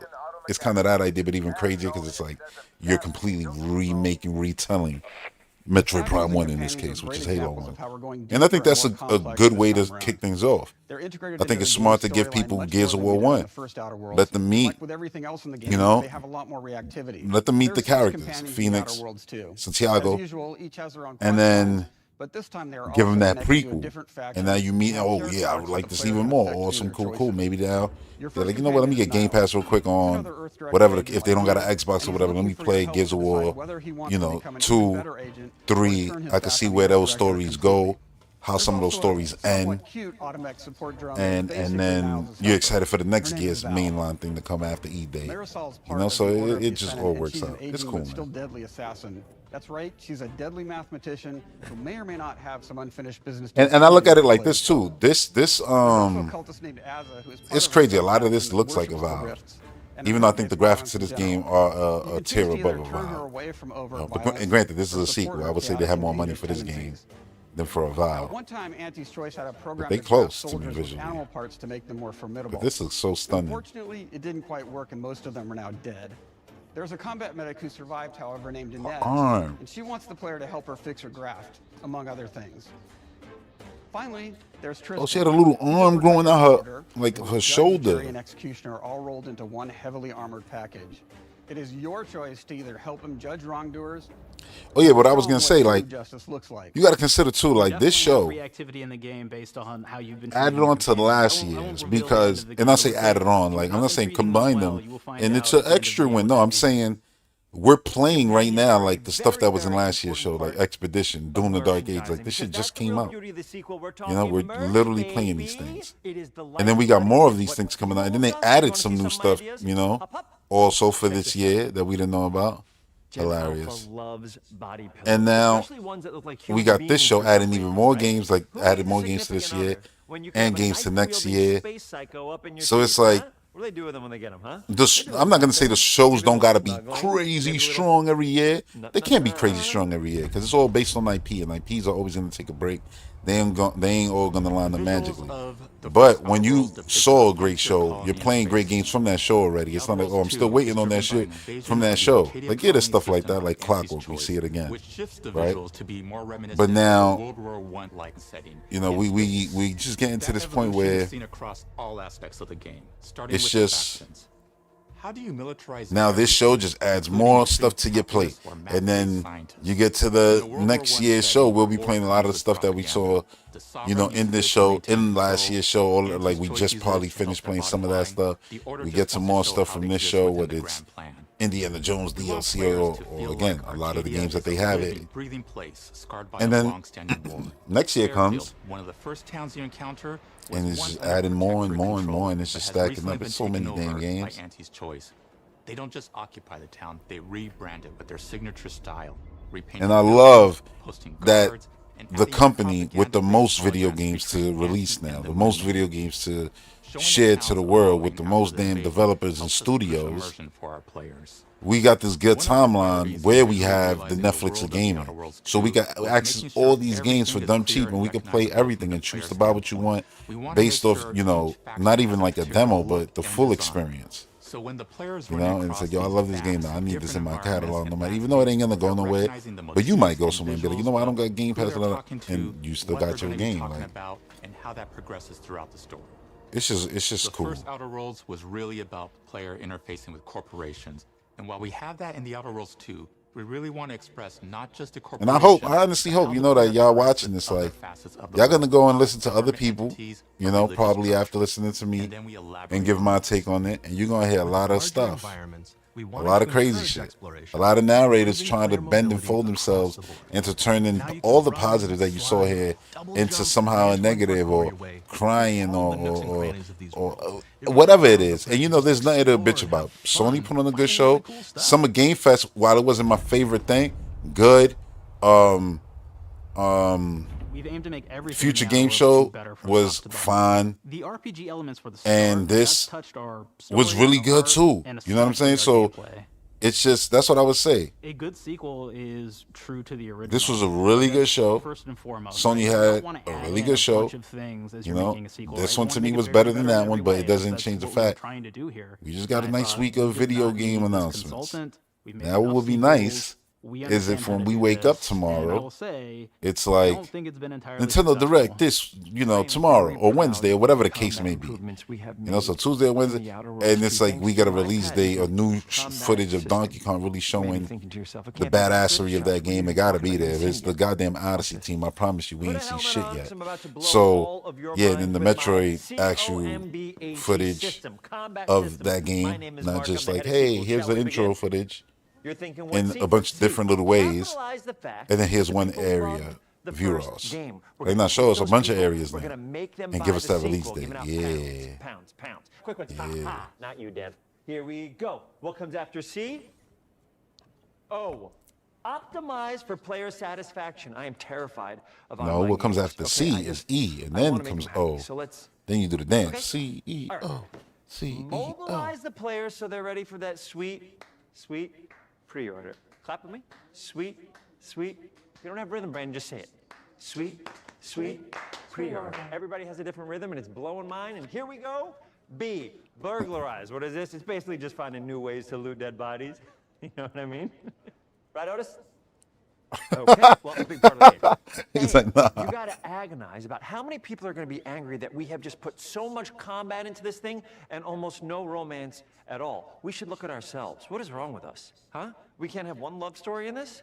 How many people have been in love? Raise your hands. Raise your hand if you're in love. Okay, are you lying? I have a wife. Put your hand down. Yo, I have a wife. Put your hand down. Wow. In French, that means two. Sequel. I think that means 3. Okay, you're getting ahead of yourself. Come on, Claire. We're on 2. And how do we end it? Anything is possible. And we've established that we're the best there is, and there's no sequel better than us. And if I could just say one more thing. But the best Thank you there is, very and there's no much. sequel I know better I've than kind of that. changed the world of video games today. For the Outer Worlds 2, we wanted to improve gunplay in every way. We focused on improving Gunplay the feel of time. each weapon, the way a weapon snaps into ADS, the way recoil feels when firing, and how impactful our sound effects really sell the weapon's fantasy, to things like how a unique reload animation can add a lot of character to each weapon. We've increased the variety of weapons by including new weapon types, but also through a host of fun and unique weaponry. We have things like the Bourse Blaster that fires out tumors that can explode like grenades, or can even be eaten by the player for additional health. We have a weapon called Rookie's Reward that will actually level up the more you use it throughout the game. And every time it levels up, it's got fun fanfare where it's like shooting out confetti and it's got a fun little setup. So that's like a gun for rookies. It just upgrades itself and gets better and better. That's cool. I'll use that shit though. Why not? I'm using everything I find. Slogans and jingles. While your enemies are distracted, you can focus fire on them. They started dancing because of the jingles coming out of the weapon. To the Outer Worlds 2 are throwables. Are you So you can use serious? frag grenades to flush out enemies, smoke grenades to camouflage and escape, distraction devices to bait enemies into a stealth attack,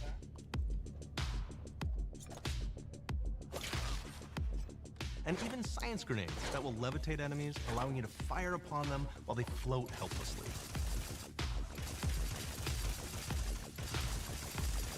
And of course, science weapons are back. We have returning favorites like the shrink ray. What do you mean This time science it's weapons? upgraded, so you can Oh, shoot enemies that's the the size of a shrinkage. sprat and run over them, exploding them into bits. The shrink ray, that was probably And my you can favorite step one on from the them. first game, so we brought it into the second game, but we improved it though. So instead of shrinking your enemies for a short period of time and having them re-expand, this time they stay shrunk, and we actually added in the ability to step on them and kind of squish them and kick them, because we knew that that was the player fantasy. We knew that's what everybody wanted to do. They wanted to step on the enemies, they wanted to kick them, so we made sure to double down on that stuff. That's cool. Listen In to your addition audience, things like our man. returning favorites, we also have some really fun and unique new science weapons. One of them is called the Armageddon. This one's really cool because it actually shoots out these masses that are like these little arms that will stick to people or cover or all kinds of different things, and they will Oh continue no, to it's the Prometheus snakes. until they get destroyed. And we have another one that's just super cool called the Spectrum Dance Saber. This is a melee weapon that actually lets you attack to a musical beat. And if you continue to do that, you'll actually get additional bonuses each hit you do. One of my personal favorite weapons is called the Big Bang. It's just a big freaking gun that uses material BFG of this harvested game? from rifts to shoot out a giant ball of energy, vaporizing everything in its path. Now, ammo's extremely rare for this weapon, but you can use it in just the right situation to devastate. Yep, it's the BFG of the game. Like another great one is Gary. If you wear Gary, he will lash out at your opponent Ew. walking through combat. So we even have science. If you wear armor, Gary, really so kind of showing so off. Gary is From a your science like symbiote, like Venom. That's crazy. Play the game their way. These dudes came up with Players who prefer to everything. be immersed in a first-person view, taking in all of the details. But there are others who really prefer to take the world in from a third-person perspective. Why Oh, you not can allow play it in both? third person too. Well, now you can swap between the two, letting you enjoy the experience in whatever way you like. One of the things I Cool. really like about having the third-person mode is being able to see all of the fun and unique armors and armor combinations and weapons that you can equip your player with. All of the actions that you could do in first person, so you're double jumping around, you get to see your character in that way, and you get to take in the world and see things I in a mean, different light. why not? Call of Duty be doing it too now, so you might as well. I was literally playing third person Call of Duty It's yesterday. really the biggest game we've ever made. Not yesterday, day Different before yesterday. choices, more reactivity, more weapons, more things to Warzone. find in each of the worlds the players can visit. The team has done incredible work bringing the Outer Worlds 2 to life. And we was can't taking a wait for you piss. to play it. Even though we've always been a multi-project studio, this is going to be the first time we've ever released 3 games in 1 year. It feels Oh, 3 amazing games to in me. 1 We're year. so excited for more people to be playing our And games. Grounded too. I forgot. It's truly an exciting time. These guys are We're exploring insane. worlds big and small while expanding on Absolutely the franchises that valuable, we've dude. The value We of have this no purchase from point to slow Microsoft was down. crazy. We hope you all continue to come along with us as we do what we do best, make your world your way. 3 games in 1 calendar fucking year. That's crazy.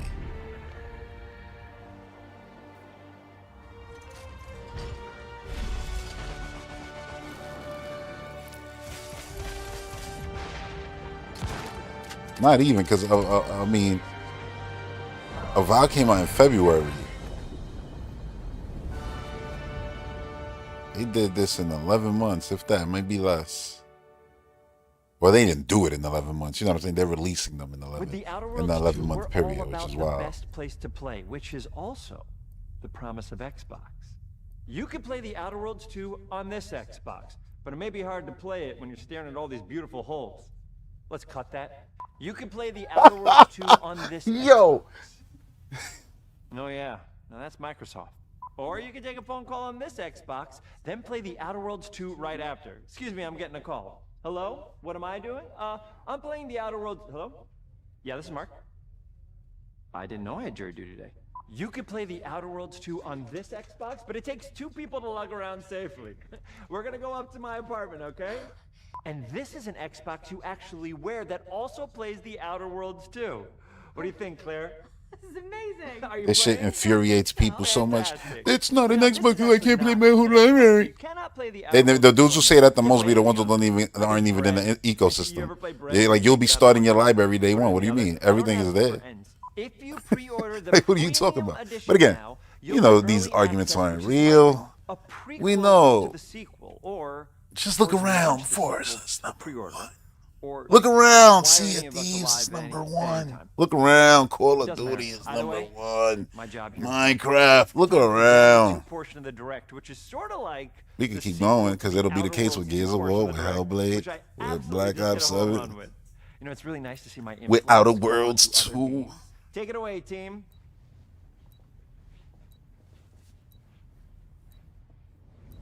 And big exit. And then we get to Grounded. I like how they on the Grounded on the 2 at the bottom they put like the leafiness to it on the logo. Look at this shit. Look at the jump in the visuals. In the visuals. I think this is because they abandoned the last generation platforms. Game where you're shrunk down to the size of an Probably. ant, I don't. trying to survive Maybe. in the backyard, grew into something way bigger than we ever imagined. Over 25 million of you jumped in, explored, built, 25 crafted, million. and fought off giant bugs together. Y'all helped make the entire experience very special to us. The team's been cooking up a ton for Grounded 2, and we're so excited to talk about it. I had to grease some palms to steal a bit of time from the direct to give you a deeper look. There were so many possibilities and ideas that didn't make it into the first Like, game. why? So with the They sequel, we were can moving cancel work at the dreams offices. bigger. To achieve those dreams, we partnered with the amazing folks at Eidos Montreal. Together, we're taking Grounded from the backyard to an even larger world. Eidos Montreal. That's why the game visual bump went even We higher. knew that we wanted to make a bigger world. Fortunately for us, Eidos Montreal became our main partner on developing Grounded 2. They have a lot of similarities to the sorts of things that are important to us at Obsidian. They tend to make That's really why the narratively visual jump is so strong games. crazy. They make games with really deep Teamwork characters making and the great dream character work. progression. They make games with great gameplay. Everyone at Eidos Montreal is thrilled and honored to be working with Obsidian Entertainment. Our 2 studios share a lot of DNA. The same things that are important to Obsidian Entertainment are important to us. Choice and consequences, player communities, and doing justice to great IPs and great franchises. The fact that we're the first partners that they're working with to make a sequel to their franchise feels like we're an important part of their Honor. history. The events of Grounded 2 take place 2 years after the first game. The same 4 teenagers are returning. So there's Max, But they older. Hoops, Willow, and Pete. They're a couple years older, which means they've gone through a bit more high school, a bit more mature. It's 1992. The world's a little bit different. But we're still in that fun, nostalgic era of the early 1990s. That's Stretch Armstrong? Grounded 2, we're moving the action out of the backyard. Nah, that's the character they were into watching in the Brook video. Hollow Community Park. Not only is it bigger, it allows us to tell a lot more stories and expand the world of Grounded by exploring what the community of Brook Hollow has been up to and what they've been through. The park overall is about 3 times the size of the backyard, and our initial starting area is actually the same size as the entire backyard from the first Grounded. That's crazy. So their Great Plateau in this game is going to be the size of the whole last game. Then the main game is 3 times bigger. That's crazy. Have they been hiding? What we love and what we're excited about in terms of the park is the opportunity to create environments and landmarks that are Dude said our starting area, the equivalent of their Great Plateau, is going to be bigger than the whole first game. Everything from a giant trash can to a community picnic table or a snack bar. All of these areas come to life in a brand new way. Part of the fun in Grounded 2 is that the park was evacuated really quickly right before our teens were shrunk. And that means that the park has been sort of turned upside down and is in a topsy-turvy state. It's not cleaned up. And that leads to really fun environmental storytelling, but it also leads into the creation of amazing biomes for our characters to explore. One of my favorite examples of this is the ice cream cart. In all of the commotion, the ice cream vendor's cart has been knocked over and its contents have spilled out into the ground. And what this means for our young adventurers is that they'll be able to explore this frozen cave of interesting challenges and colorful Lovecraftian horror. Sick. We have one anthill that's actually somebody decided to bury a bunch of toxic stuff in the park, and so there's all these toxic chemicals under the ground. The environment looks very cool. I'm definitely gonna go through a couple of the trailers at the end of this. And of course, nothing can live down there. I'll definitely give us a quick intermission though, you know? We've been here for like 2 hours. We are oftentimes reinventing environments, and in future updates, you're gonna see a ton of new stuff. You do a lot of fighting against insects of all shapes and sizes. We didn't just want it to look better. Whoa! We wanted to add a new layer of strategy. Arachnophobia. Changes that we've made aren't limited to tuning animations or adjusting attack or defense. But remember, you're gonna have the adjustments so you can make them into blocks or whatever. You don't gotta see a spider. Also, an entire sort of rock, paper, scissors strategy involving light attacks, heavy attacks, and blocking. Look at them in their fighting mechanics. Okay, I see you dodging. Danger quickly or jump in for a quick attack. I'm gonna give this one a shot for sure. All the insects in the game will have these abilities now too. I always meant to give the first one a shot, but again, yo, I was playing so many other games. Looks super cool and is ultimately just a ton of fun. We're leaning into clear play styles for tanky warriors, low defense, high damage rogues, effect-wielding mages, and ranged hunters. Now in the future, people gonna be like, oh, maybe it won't just be, you know, a direct for one game. It'll be for 2 games. But I don't think everybody's Obsidian, you know, unless they decide, yeah, you know, we're gonna And a lot of those mutations which is a second studio's game as a surprise in the developer direct, chasing after those which would be kind of crazy. And that's why I'm so excited for what we're doing with archetypes. Because it'll kind of be like stepping on the other developers. All in on the rogue. Now you can even dual wield daggers. I've been dialing in this glass cannon build that stacks ambush, assassin, and cardio fan mutations. Like a predator almost, the legs. And the wolf spider armor. It's like it lets me open up combat with massive you know. damage that also inflicts venom. Then I can use the extra stamina to reposition and try to dodge, rinse, and repeat. It's high risk, high reward, and absolute chaos in all the best way. I'm looking forward to seeing what wild combos the community comes up with and what they inevitably break once they get their hands on the archetype system. It's going to be awesome watching it evolve with the player block, but then the damn scorpion block, the other player's attack. One of the great things about Grounded is the variety of players it attracts, from builders to crafters and everything in between. If you've ever watched me on Casually Grounded livestream, you'd know that I'm neither. I am a murderer. Jesus. Personally, I prefer the term harvester. I love going out, Jesus. hitting things, and bringing the materials like Oh, insect damn. body parts back to my friend Steve's. This way, we keep progressing. I forgot the and PC playing game show about to start.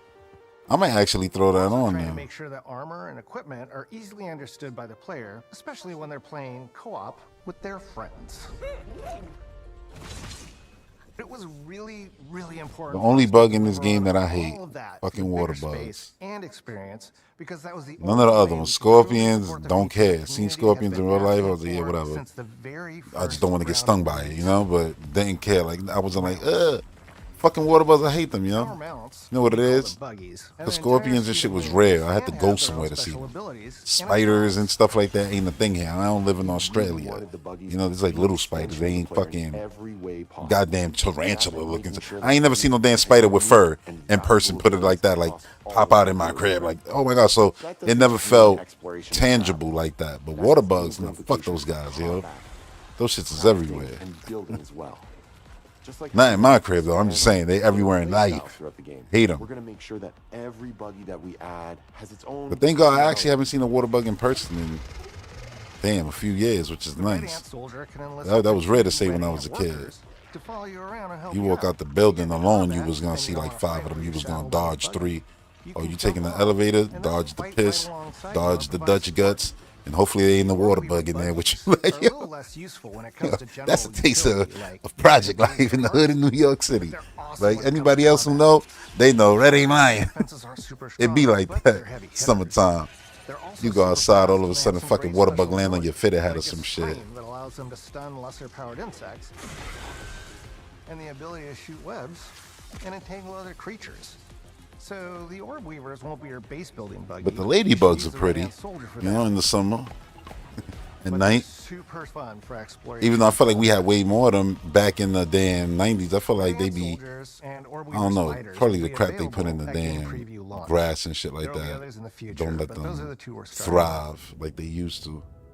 The connection that our grounded community has with us is something we want to keep forging with the sequel as we make an even bigger game than the original. Pretty much from day one, we knew we wanted to return to game preview for Grounded 2. Sure, it comes with some trade-offs, like... Oh, Malignant, why you got a face in the back of your face? But there's so much value in building it alongside the community. Buggies change how you traverse and navigate the park. Honey, I Shrunk the Kids come to life. What we're doing with Grounded 2 is we're actually keeping zip lines held back so we can see. And ain't there a new one coming out actually? A new Honey, I Shrunk the Kids? Or did it already come out? I know that I could have sworn there was a new entry happening. Far more fun. That kind of feedback loop helped shape the original Grounded, and we wanted to shape. Whenever that shit happens, it'll most certainly be that's Disney if I'm not mistaken. One thing that's make sure you put Grounded ads all over Disney Plus, just so when people watch that, they see this. Story, characters, world building, that's kind of Obsidian's thing.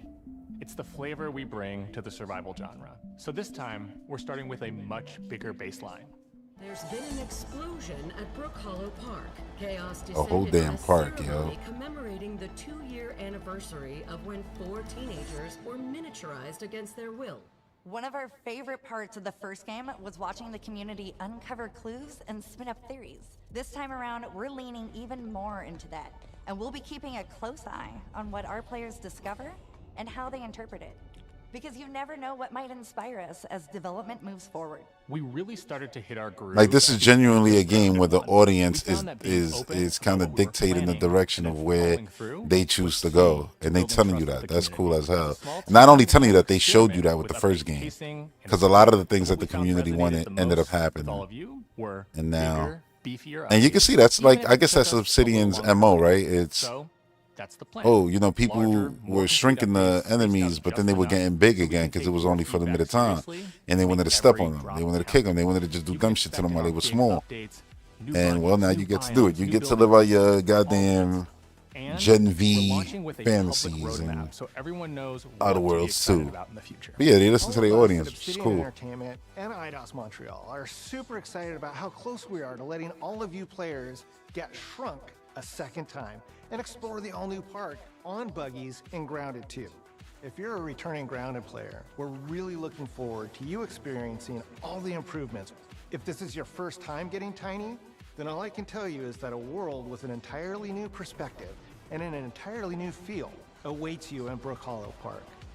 It's time to ride together and survive together. Honestly, Obsidian deserved this shit. You know, people was giving them shit like, oh, that doesn't deserve to be the game for the direct. It's like, bro, they put out 3 games in 1 year. If they don't deserve it, nobody fucking does. They deserve this, and they get to show off, look, this game, and give it a big look. And it's a very, you know, big fan base game, basically. So yeah, if it's not for you, that's cool. But let's not pretend here. They had 25 million people try this game. July 29th, yo. And now it's the montage. Cool, because I wanted to see a lot of this stuff again. Call of Duty looks so crazy. We can change the world as we know it. Man, that Clockwork. I think that, I don't even know if that's my favorite. Like, we got Planet Alana too. Clockwork was up there though. Yeah, man, like a feeling on that game, that looked crazy to me. Like, that was up there for me. High on Life 2 looks insane. Yeah, that Age of Empire game. But yeah, like this game looks like it's gonna be crazy hard. But I'm excited to play it though. Double Fine game.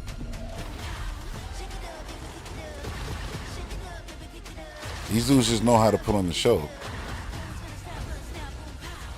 But shout out to all the shows, because none of them was literally like god awful other than IO Interactive. Because they kind of were like, oh, come watch this for some James Bond, and there was nothing there, which was lame. Yo, that 2D game looks so sick from the Spiritfarer developer. So sick.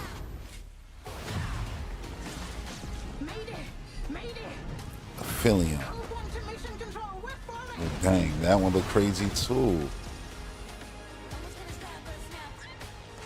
That looked beautiful, the little Pokemon game. You know, I ain't gonna take nothing away from it because they're clearly inspired by Pokemon. It's full generation of people who grew up on Pokemon. Should they not be able to, you know, be inspired by that art and create? You know what I mean?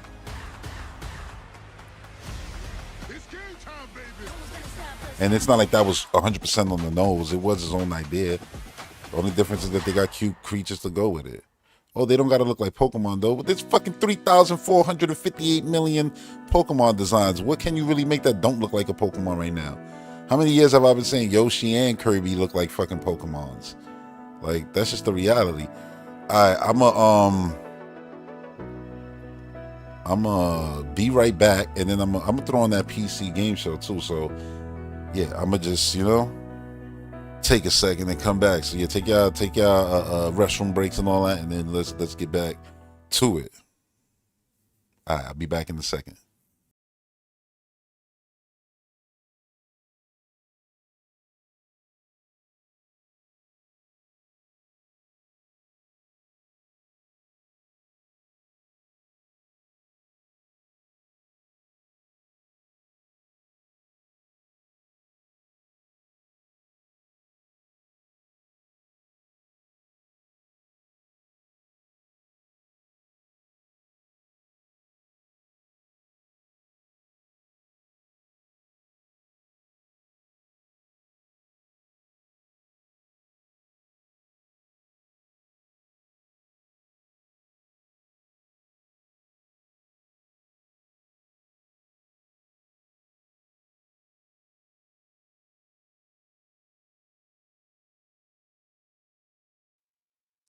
Hey, while y'all wait, you know what I'm gonna do? I'm gonna let y'all watch this PC show, and then I'll be right back still. Instead of keeping it on the blank screen, yeah, enjoy this for a bit, and I'll be right back.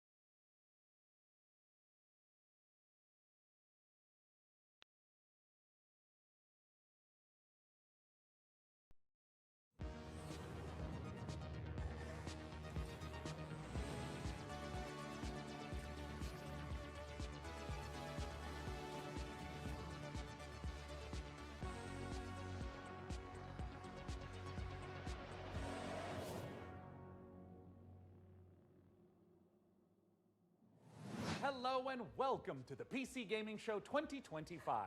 My name is Sean Day9 Plot, and once again, I am thrilled to be here with you, showing you the latest game trailers, previews, and world-exclusive first looks at what's ahead in the world of PC gaming.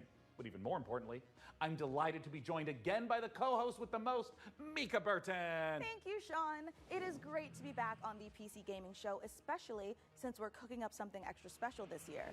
As you can see, Sean and I are broadcasting today's show from a crucible of clandestine accoutrements. Oh, that's right. Here in our high-tech hardware workshop, we've assembled some of the finest PC gadgetry for some of the world's smoothest secret operatives.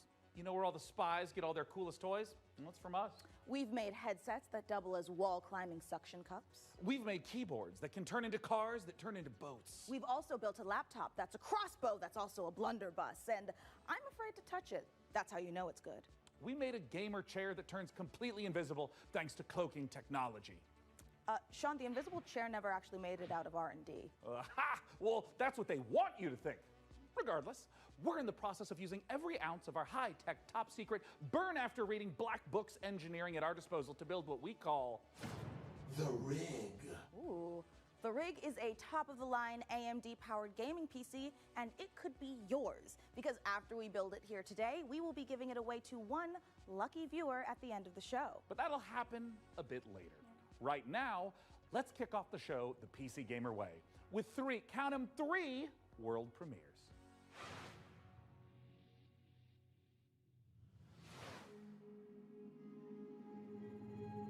Dahlia, I know you're nervous about going home,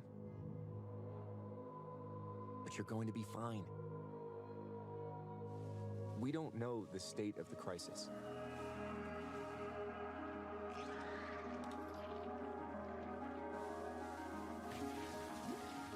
But a job's a job, right?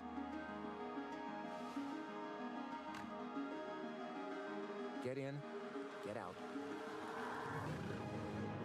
Don't get sucked back in.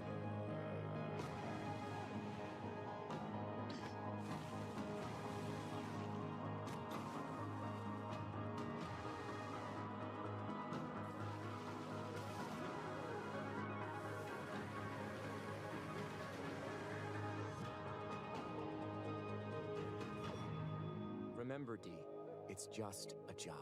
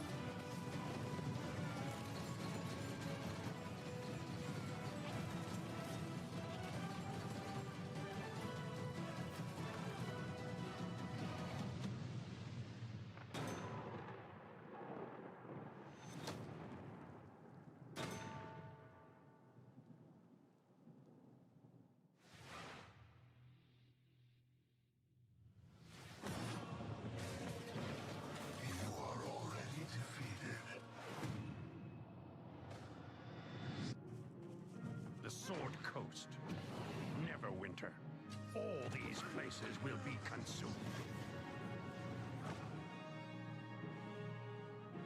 They call you the Shard Bearer, a piece of Gith's blade within you. The only one who can help us defeating the King of Shadows. Bring in the accused. Did you really think you could keep such relics of my people?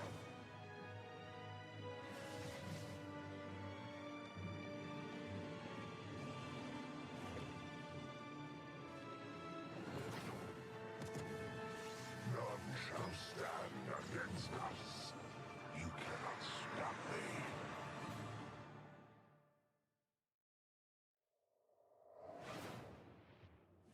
A Obsidian's 2006 classic RPG All right, I'm back. all new and shiny again. Honestly, I'm calling in sick today it launches. Ooh, me too. What I miss? I'm sure there wasn't nothing crazy. Poisoning? I usually don't watch the show. I usually just watch. I'll like see, you know, a bunch of goddamn posts after, and it'll you know be the stuff that's. Let's check in with Frankie and Jacob about. I look at that. I feel like, oh, that looks cool. Let me see what that is. I'll just be clicking on shit like that instead of sitting through these whole things. But yeah, it's a lot of damn game shows. Today's show, we're going to be building an awesome custom PC. Even better, everyone A will ton. have a chance to win it for themselves. This PC will be a gaming powerhouse with an AMD Ryzen 9 9950 X3D. But yeah, I think I'm gonna start jumping through that Xbox show and watching some of the trailers real quick before we get to.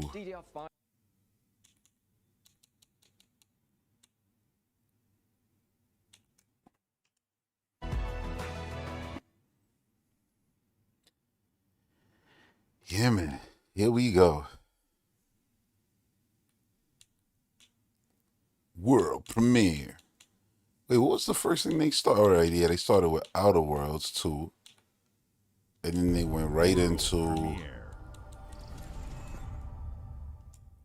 Babe, what's wrong? I'm sorry. I've just been so depressed lately. You know, it would fix everything. Humanzapro. Yo, that's the way TV really be, at least here in the States. Every other commercial break is some shit.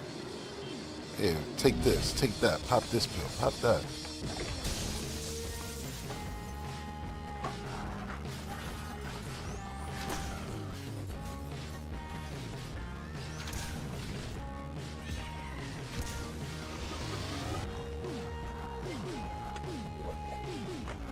The way I just look at this is like they're just adding a lot more traversal mechanics to the game, which is something they already did to keep the, you know, flow of traversal moving. This one looks like it's just going to be better.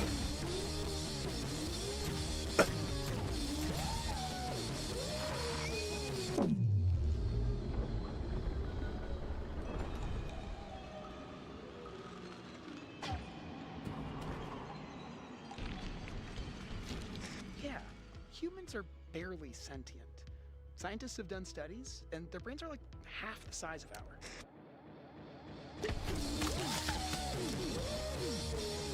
Get it on us.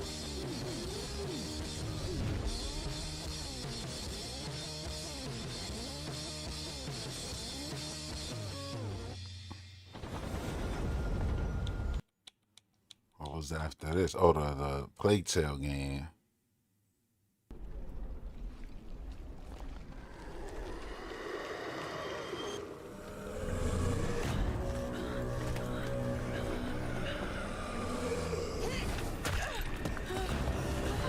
And the crazy part is like, while this is a cinematic, you know, that developer could pull off these visuals.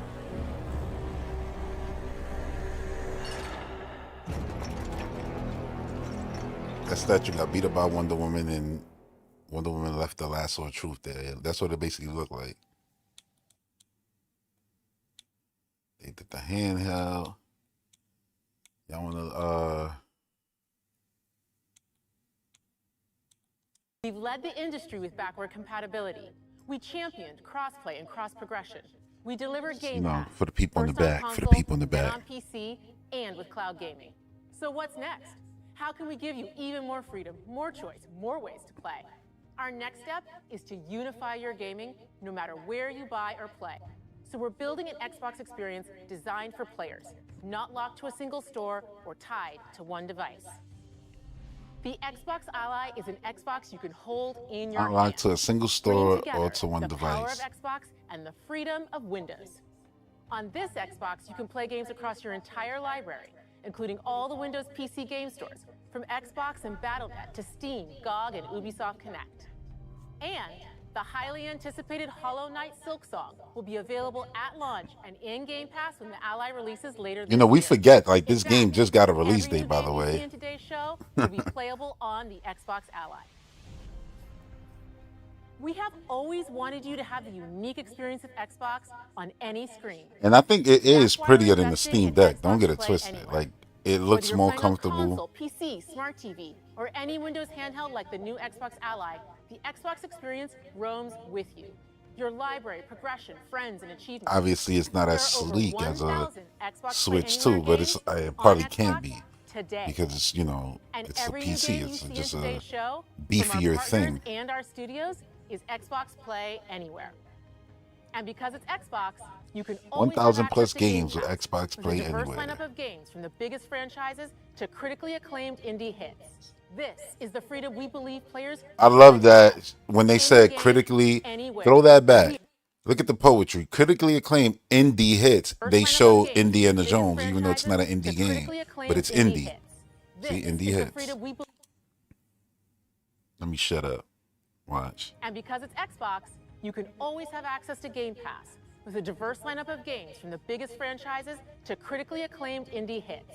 This is the freedom we believe players Her should shirt is have. fire too, by the way. Any game, anywhere. I didn't even We notice are it was an giving it Xbox our shirt. all every day to make this vision real. But it all comes back to the games. From Dead to Rights on the original Xbox to Armored Core 6, our relationship with Bandai Namco Entertainment has stood the test of time. All right, let's keep it pushing. They showed the vampire game, Dawn Walker, which could be super interesting. And then we got the closest thing we got into Mario with the green pipe, you know, for this week.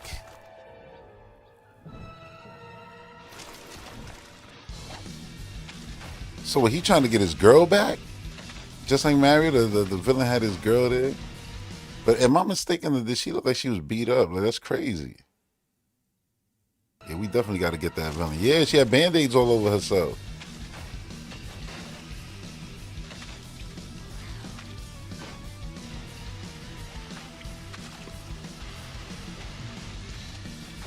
Yeah. I think once you play this, you ain't never going to find no other 3D platformer actually challenging. This game looks like the first few levels are going to be basically the final levels of a 3D Mario platformer. I just feel like as long as they have accessibility features and don't punish people for using them, like, oh, you're not experiencing the full game of it, then I think the game will be fine. I mean, either way, I think it's going to be fine. If they go fully hardcore, there's an audience for that, obviously, you know? Look at Elden Ring sales.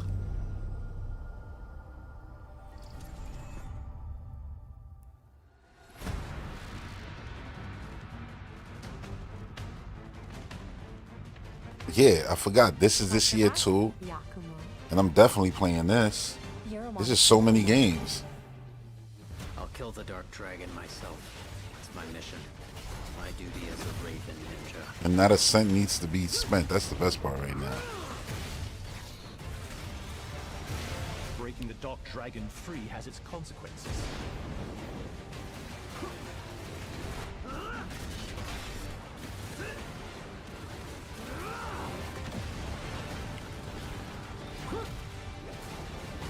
This is it. Sayori. Ryu, there's something I need your help with.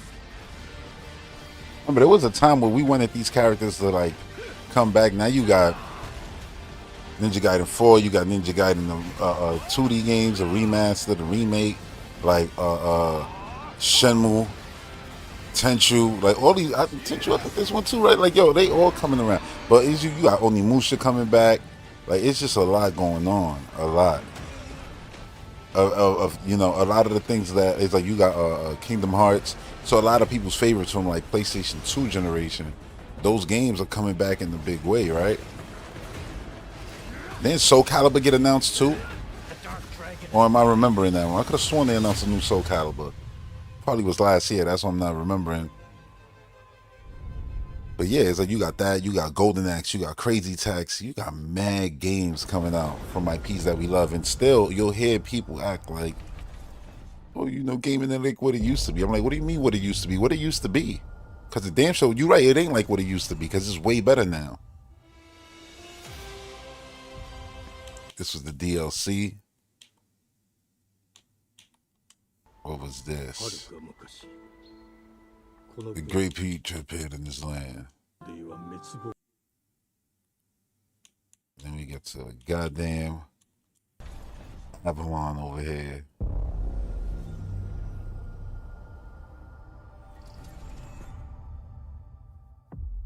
And you know how cool it's gonna be if that Streets of Rage, if that Golden Axe, these are all multiplayer games. If they do an Altered Beast, like if Sega's doing all these, you know, new games, what made those games are iconic was the arcade experience at home, and now that's evolved to the internet. So once you have those games with multiplayer, but then screw just multiplayer, but the crossplay, which is something that's still fairly new to us as gamers, is being able to just tell somebody, yo, get that game. You don't gotta say a specific box, just get the game. Wherever you are, we could play together. You know, this dude's beard. Keep your filthy pickers off me! And it sure is shite. Pissed off doll. That's a clean sweep for The pissed off doll looks like he's gonna be the star. The knob. There has been a crime! Justice itself has been affronted! I have been burgled! Lord Griswick. Yes, I got that part. Do you know anyone who might wish you ill? Everyone?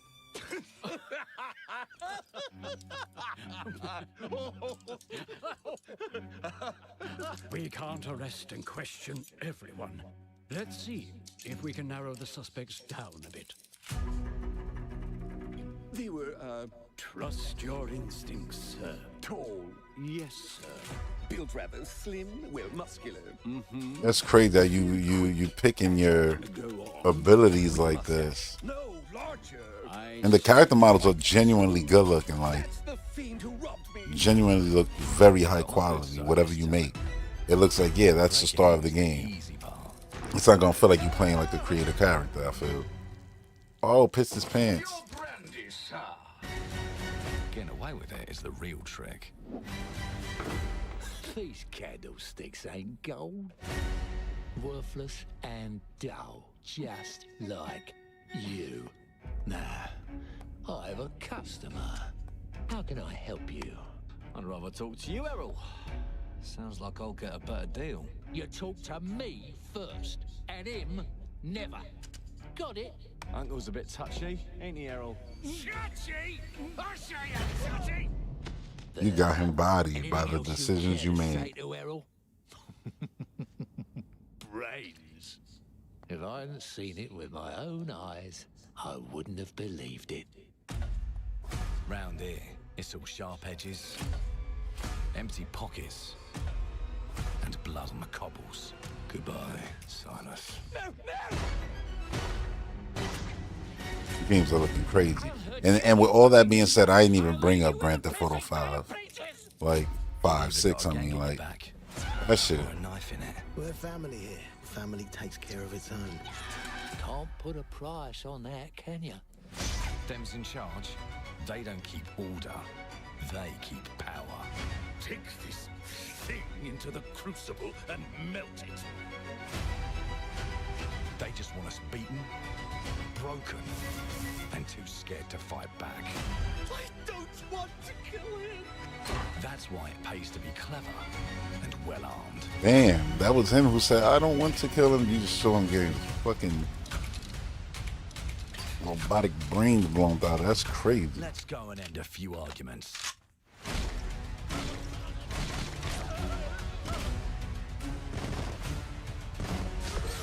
Don't get cocky. They've got a weapon far worse.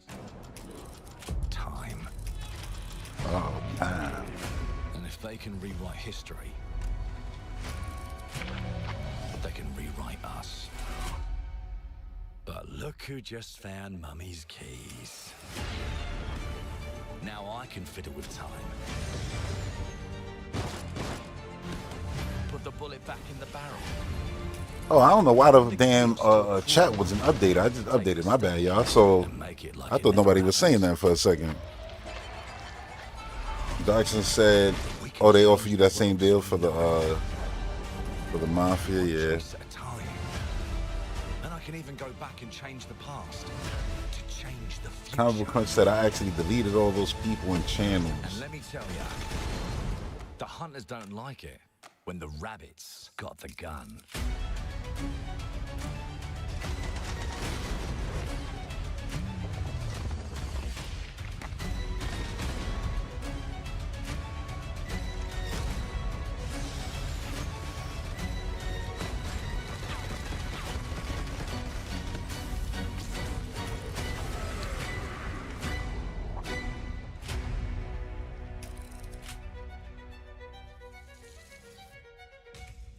Now let me alone and piss off. Crazy. Well, let me see exactly how they worded it again. Now let me alone and piss. I was looking at the chat. In due time.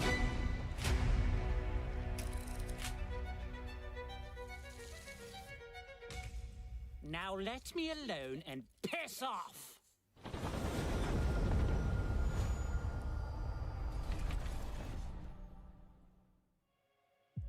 Our creative team. That game looks insane.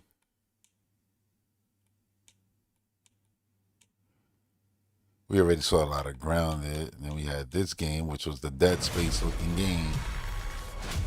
They seem to act more consistently in coordination. Even though this is also like Resident Evil.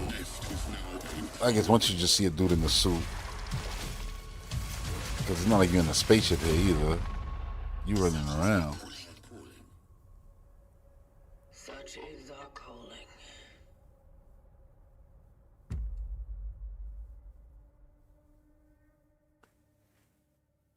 And this is in the fall too. Which is pretty wild. That was the Elder Scrolls. Then you got this game. Now you see why they made the Don't Nod logo look like that, because that's the style of this game's logo.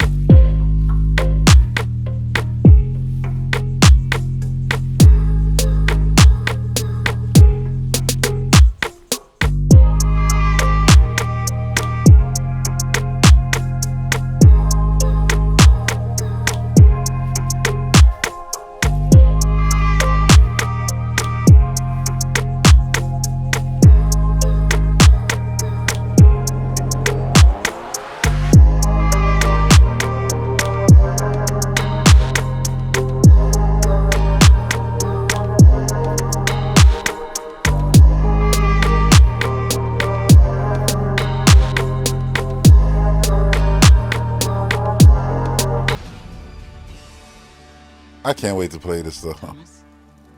Wherever you are, Aphelion. I think that's the way you say that.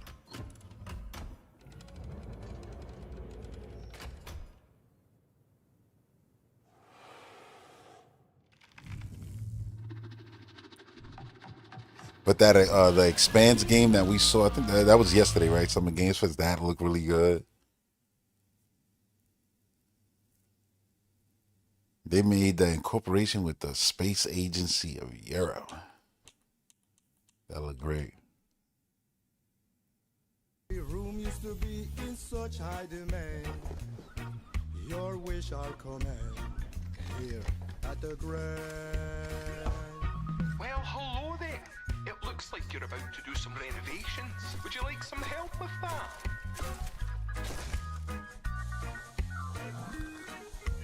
What if he didn't go around her? So my father was renovating the hotel when he disappeared? Not just the hotel. So you basically had to make the apartment look, well, the house look like it did in the image in order to make it go back to that style. Because you saw you put the couch there, and then it's like it's weird, yo. So you put the books back, then it takes you back in time. Just make sure the locals don't get wind of what you're really up to. I feel like this year though we've seen the best graphics of the generation. in all these shows, right? And I think it's because there's more games now leaving behind PS4 and just pushing with the actual tech of PS5 and series consoles.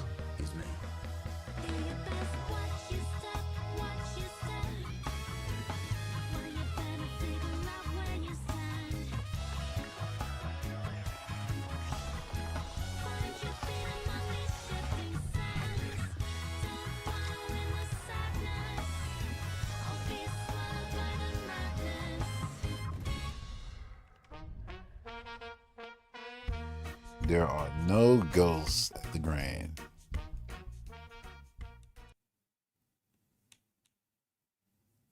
That one look cool too. Yeah, that was. This one was. I mean, cool, but this one was mostly a cinematic, right? Most of this trailer. I mean, it had its gameplay in there. And then you had these damn zombies, like, yo, what the fuck?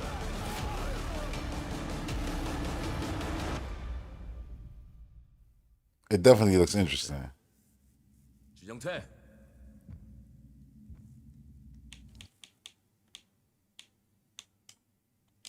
Then we get to go back.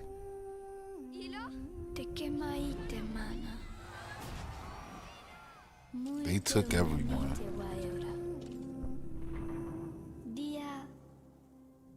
Novo tu alibemo iwa lotaname.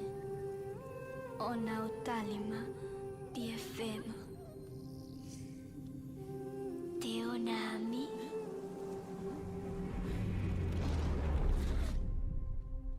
Toma tu acalio terali.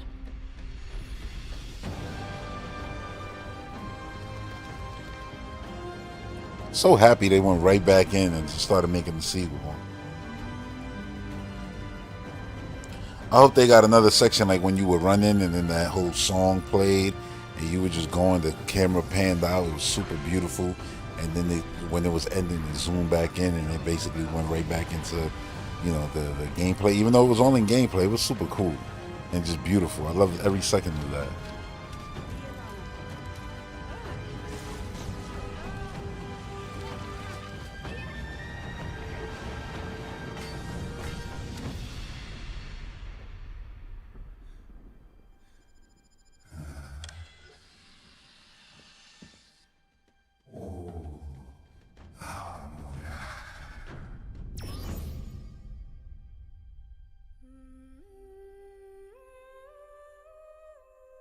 Children of the Leaf.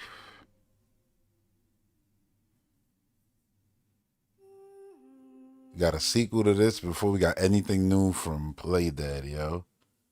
They made Inside, what's that, over 10 years ago, it feels like? I think it's been over 10 years, almost certainly. And yeah, still nothing in sight, yo. Still nothing in sight. To its humblest of parts. I can't see shit. Oh yeah, this was the multiplayer game.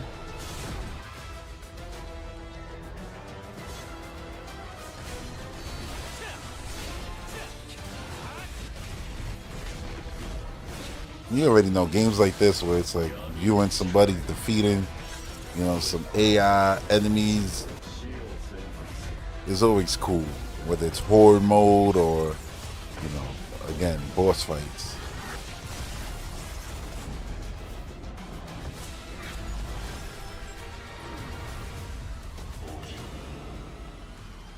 Arise, young Skywalker.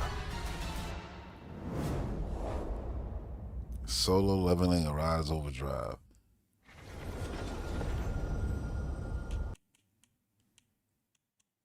Yeah, let's look at this again.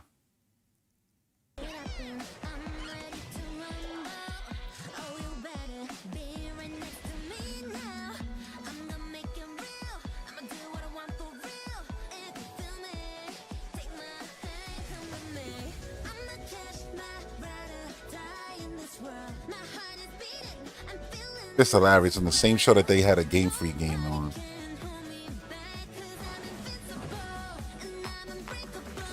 That's what I'm wondering. Like,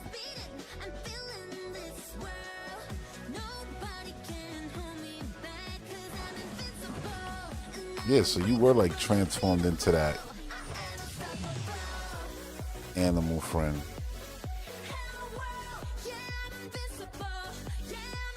You know, I would have questioned these graphics maybe 5 years ago. But after we saw that damn Punch-Out puppet game, where I was thinking some of that was live action, none of that was live action. That was all the game. I'm like, crazy. We've seen so many sick art styles now where it's like, yeah, this doesn't look like it's impossible. Like, that's the game.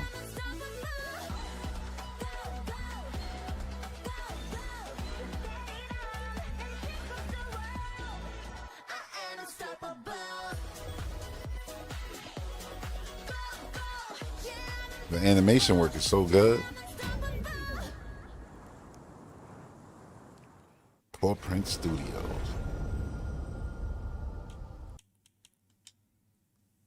New music. Tony Hawk. Dude said Michelangelo. How appropriate is that to get a turtle in the game? These dudes said, who you playing with in this game? Literally not a single human. Straight Ninja Turtle and Doomslayer all day, every day.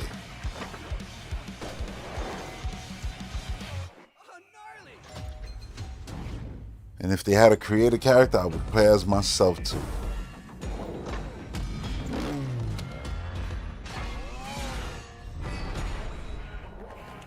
Wait, when's the demo available?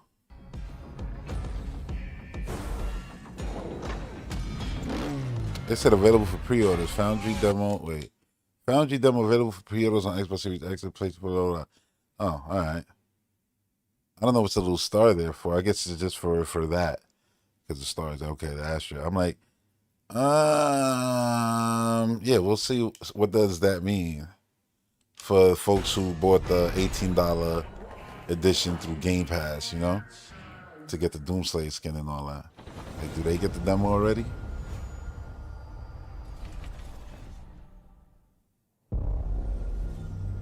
Not that I even care, like, right now. I'm like, yo, I'm playing Doom the Dark Ages. I gotta focus on that. Oh, this shit. Hell yeah.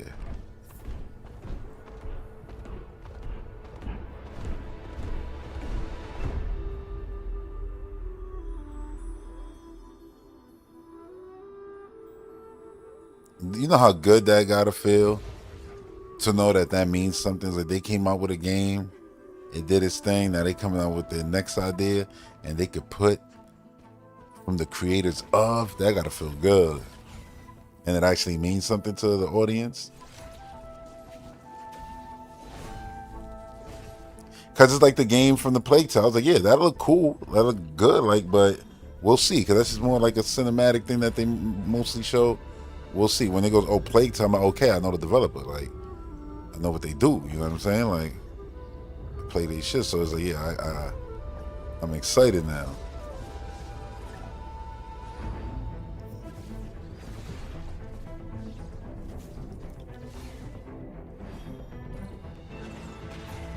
It looks so like nice. Like, look at your health bar; it's mad small at the bottom, and then the enemy health bar is crazy.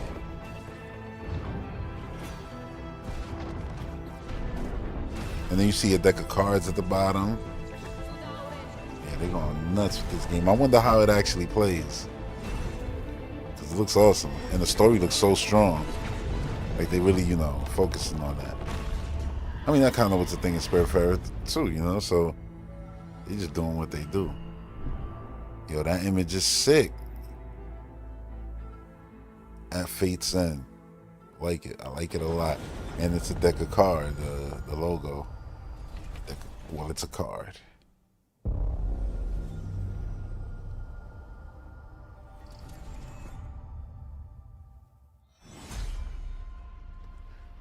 All right, gays. We get it. That's exciting more exciting enough for people on PlayStation who never touched that game. I've been playing that game since the week it came out. The original. What was this? You won't see us. Wait, what was that? Oh yeah, the announcement of Persona. Yeah, that's another one, the revival. And it being Game Pass Play anyway is just awesome too.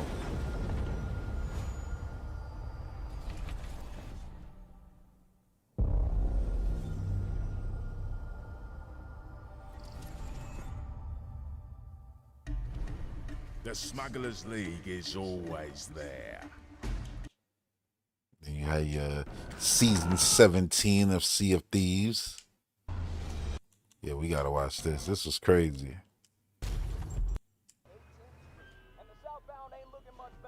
This is ridiculous. Please, come on. Sad, yo, just like the boys. Yeah. Robert Kirkman's a maniac. The way that man's mind thinks. Quarter Up. Never heard of them. But they doing fine fucking work, I'll tell you that much. Not even close.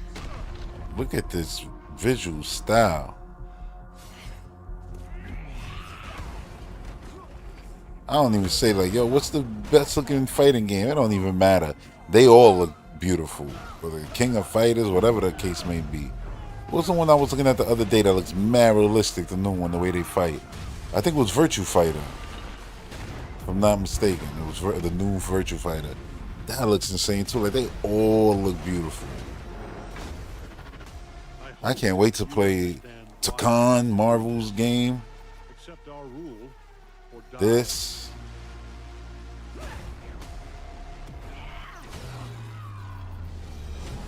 I wonder if they'll have guest characters in this. They should. They should have Michonne. She got a sword. She could hang. Yeah, not against these guys, but you know, for a fighting game, it'll be fun. Throw you off this planet for good.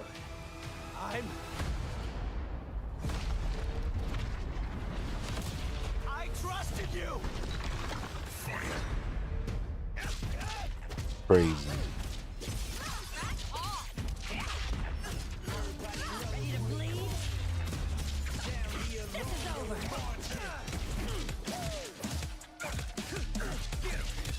Yo.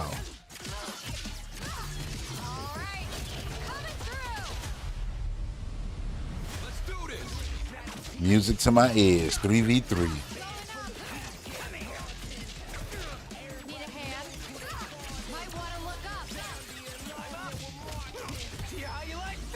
Out of me.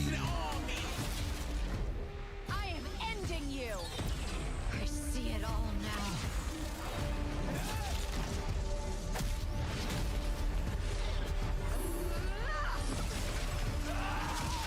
It's insane how like high quality this looks.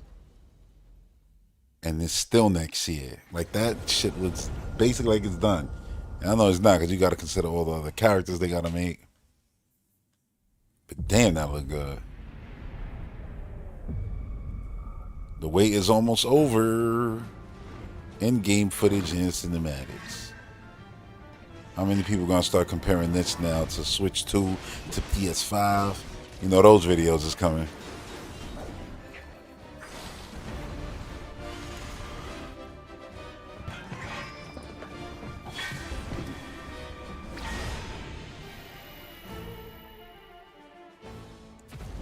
Remake Integrate. And that's in the fall. Oh yeah, I can see that Mortal Kombat characters because he went to their universe. That's true. Right? Share the wealth.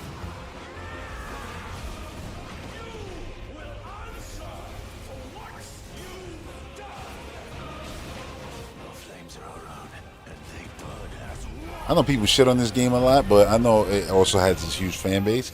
But I don't think it looks bad. The fact, like, I get it, it's not a turn-based game, but every time I see like the whole, you know, gameplay hack and slash, I'm like, it looks cool. I get, oh, it don't look like Final Fantasy, but I'm like, but Final Fantasy always change their looks, their art styles, their characters a lot of the times. So what does Final Fantasy actually look like? You know what I mean? Like, they're allowed to do. Those are like giant summons right there, obviously. Today.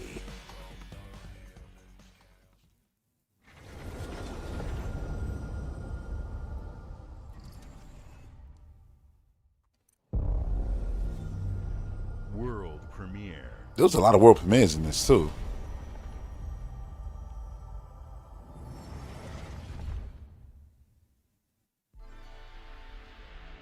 Oh yeah, the Double Fine game. And I was gonna fast forward to this. Didn't even have to.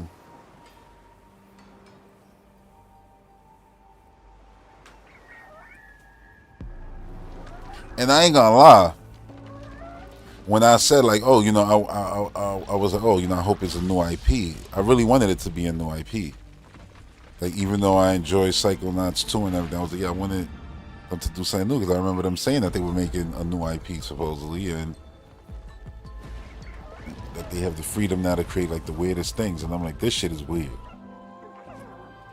You don't even have a mainline character. This guy gets into Smash. We literally got a lighthouse as a character in Smash Brothers, thanks to goddamn Double Fine. Fucking Tim Schafer. That shot was so beautiful with the water reflecting everything.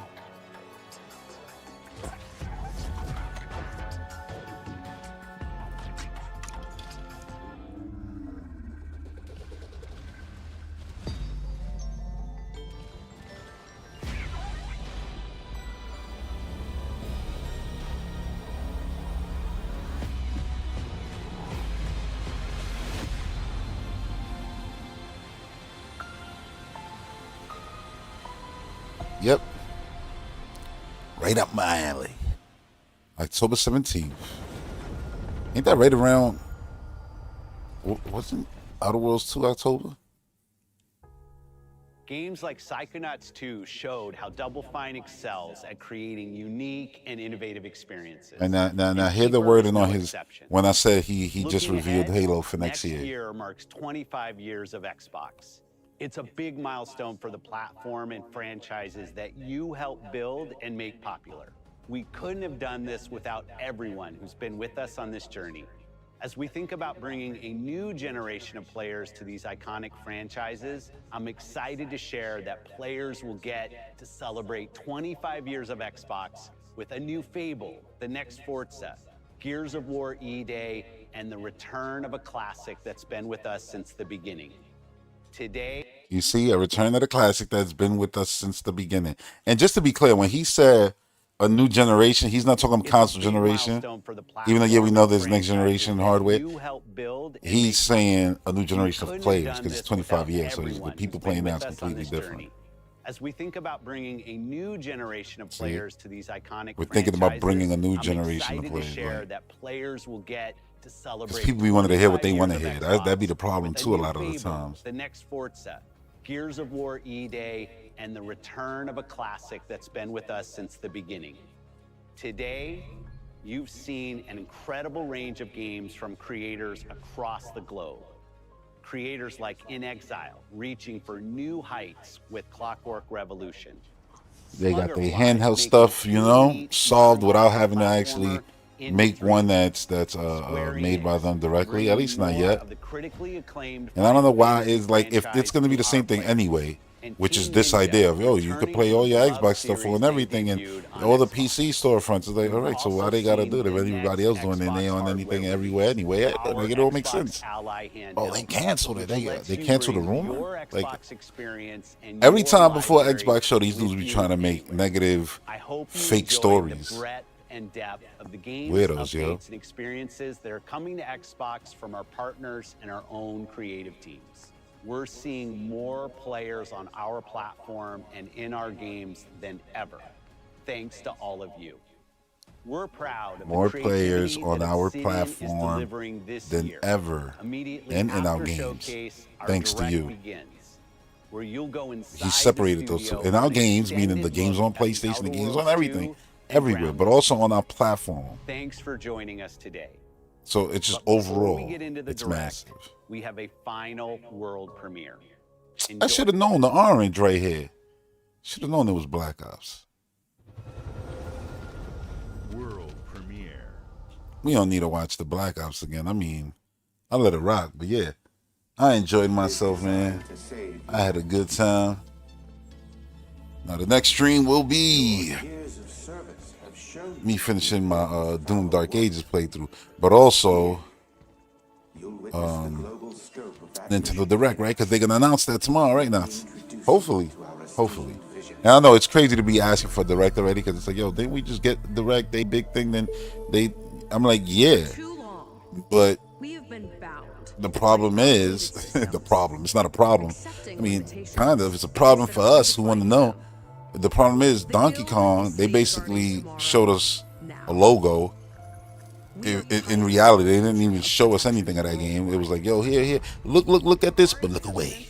Like, that's basically what it was. And then Metroid has been the same thing. You know what I'm saying? Then you got Zelda out there. You got other games you can show. So it's like, yeah, have a direct. Give us some release dates. Why not? It's not like I'm expecting them to do a direct and be like, yo, here's DLC for Mario Kart. Like, nah. Mario Kart DLC shouldn't even be brought up till like next year, if anything. Like, let it rock, let it marinate. I mean, and when I say next year, I mean like release next year. They could probably bring it up later this year. Like, oh, new, content's coming, or pass like they did before. I don't know how they're gonna want to sell stuff for Mario Kart World. We'll see. It's crazy, yo. That's why I laughed when that's why I went on my rant, during the show the other day. What game was it? I don't want to name the wrong game. I don't want to say the Splitgate dude or whatever. I don't remember what game developer it was, but it was first person. Oh yeah, the same old Call of Duty and the same and I'm like, what do you mean? Like, they don't know how to play the same, right? Like, this is shit people say on the internet. Don't try to sound cool by saying shit that is genuinely not true. And not only that, the audience you trying to serve literally all play this game. I'm just saying. Like, what year do they think it is? Where it's like, oh yeah, saying every Call of Duty is the same every year. It's like, they got a 3-year development cycle now, right? It actually changed, but y'all still using the same argument from the past. But it doesn't surprise me, because gamers still act like Xbox is in 2013, when the ones doing all the worst and craziest, dumbest DRM is literally everybody else. And nobody's saying nothing about it. Funny how that works. But anyway, Call of Duty, man. I swear that was an old map right there. But the fact that they got zombies is cool. I mean, Black Ops always does. Like, it was a Splitgate 2 dude, right? I just thought that was mad weird. Like, you coming up here with your fucking game that might be fucking done. By the time you're done giving this speech, it might be canceled, because we already know how that goes sometimes. We've seen the Concordias of the world. And it's like, you want to come up here like, yeah, fuck this game. And fuck, like, what are you doing? They just literally had their biggest game ever just come out. Clearly, players don't agree with your statement. But you think that the internet dudes who don't play this, who play their RPGs and want to shit on first-person shooters and call this dude bro, or whatever the case may be, you think that's your audience? You think those are the people going to play this shit? Because you best believe those people are looking at your shit, talking shit about it, like, oh, here's another first person, blah, blah, blah, Call of Duty clone, da, da, da. So again, choose your words wisely. Think about it. The original But that's just creates me. the world and builds fandom, but the sequel, that's what makes it worth And remembering. his game was, The sequel, Comic Crunch said his game is also FPS. That's what I'm saying. That's why that came off mad crazy to me. Like, the reason why you're here is because of Call of Duty. No Call of Duty, no you.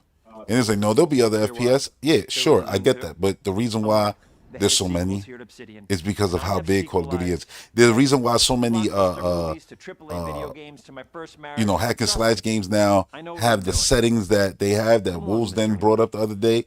Is like, yeah, it's because of the success that From has had with their games, from Dark Souls, Demon Souls to Elden Rings. So that is a thing. It's like the same old bro. You probably can't even run backwards in your game, where like you got no equivalent to Omni movement, and yet you're trying to talk down these guys because you could go through a portal and come out the other side or some shit like Portal. It's weird. And again, I'm not even trying to shit on this game. I'm just trying to say, like, I guess you don't need to, and it's weird, it's not punching down. You don't need to try to punch up at a thing, in this case, You know, because you ain't punching down. Like, but that's what he was trying to do. Like, oh yeah, like let me say something edgy because people want to believe. That's not gonna make them want to play your game at all. If anything, I don't know. Like you just shit on a bunch of people working on an IP that you're gonna share a room with. So we're going deeper and more complex with everything from You the know? sequel. Like I don't even get like being a game developer and criticizing other game developers. Like that's mad weird to me. Like if Tom Hanks came out and be like, man, I just saw, I don't know, whoever, you know, I just saw the new Denzel. I'm gonna name somebody of his caliber, you know. So I just saw a new Denzel movie, man. Dude's really losing it, man. That one scene, you know, that was trash. Like, you know why? Because it's like, why would I do that? I'm gonna be in the same room with this guy, you know, and then I get Chris Rock. Nah, I'm gonna be in the same room with this guy, and it's like, why would I do that? Like, well, I'm shit on his, you know, movie. Like, there's a time and a place for that. Like, if your movie was trash, I don't even need to jump out the window and say your movie was bad. There's gonna be a Razzie Award or some guest host of some award show and mention your movie as a punchline for a joke, you know, and that's it. You don't need to go and shit on other developers. But again, it goes with my theme that I told you. Like, yo, a big portion of being a gamer in 2025, but it's been this way forever. I'm just saying right now, like a big portion of being a gamer is having like this bully mentality, you know what I'm saying? In any other field, the way gamers act, and I mean all of y'all who be acting, oh, you're not talking about me, nah, you'd be surprised.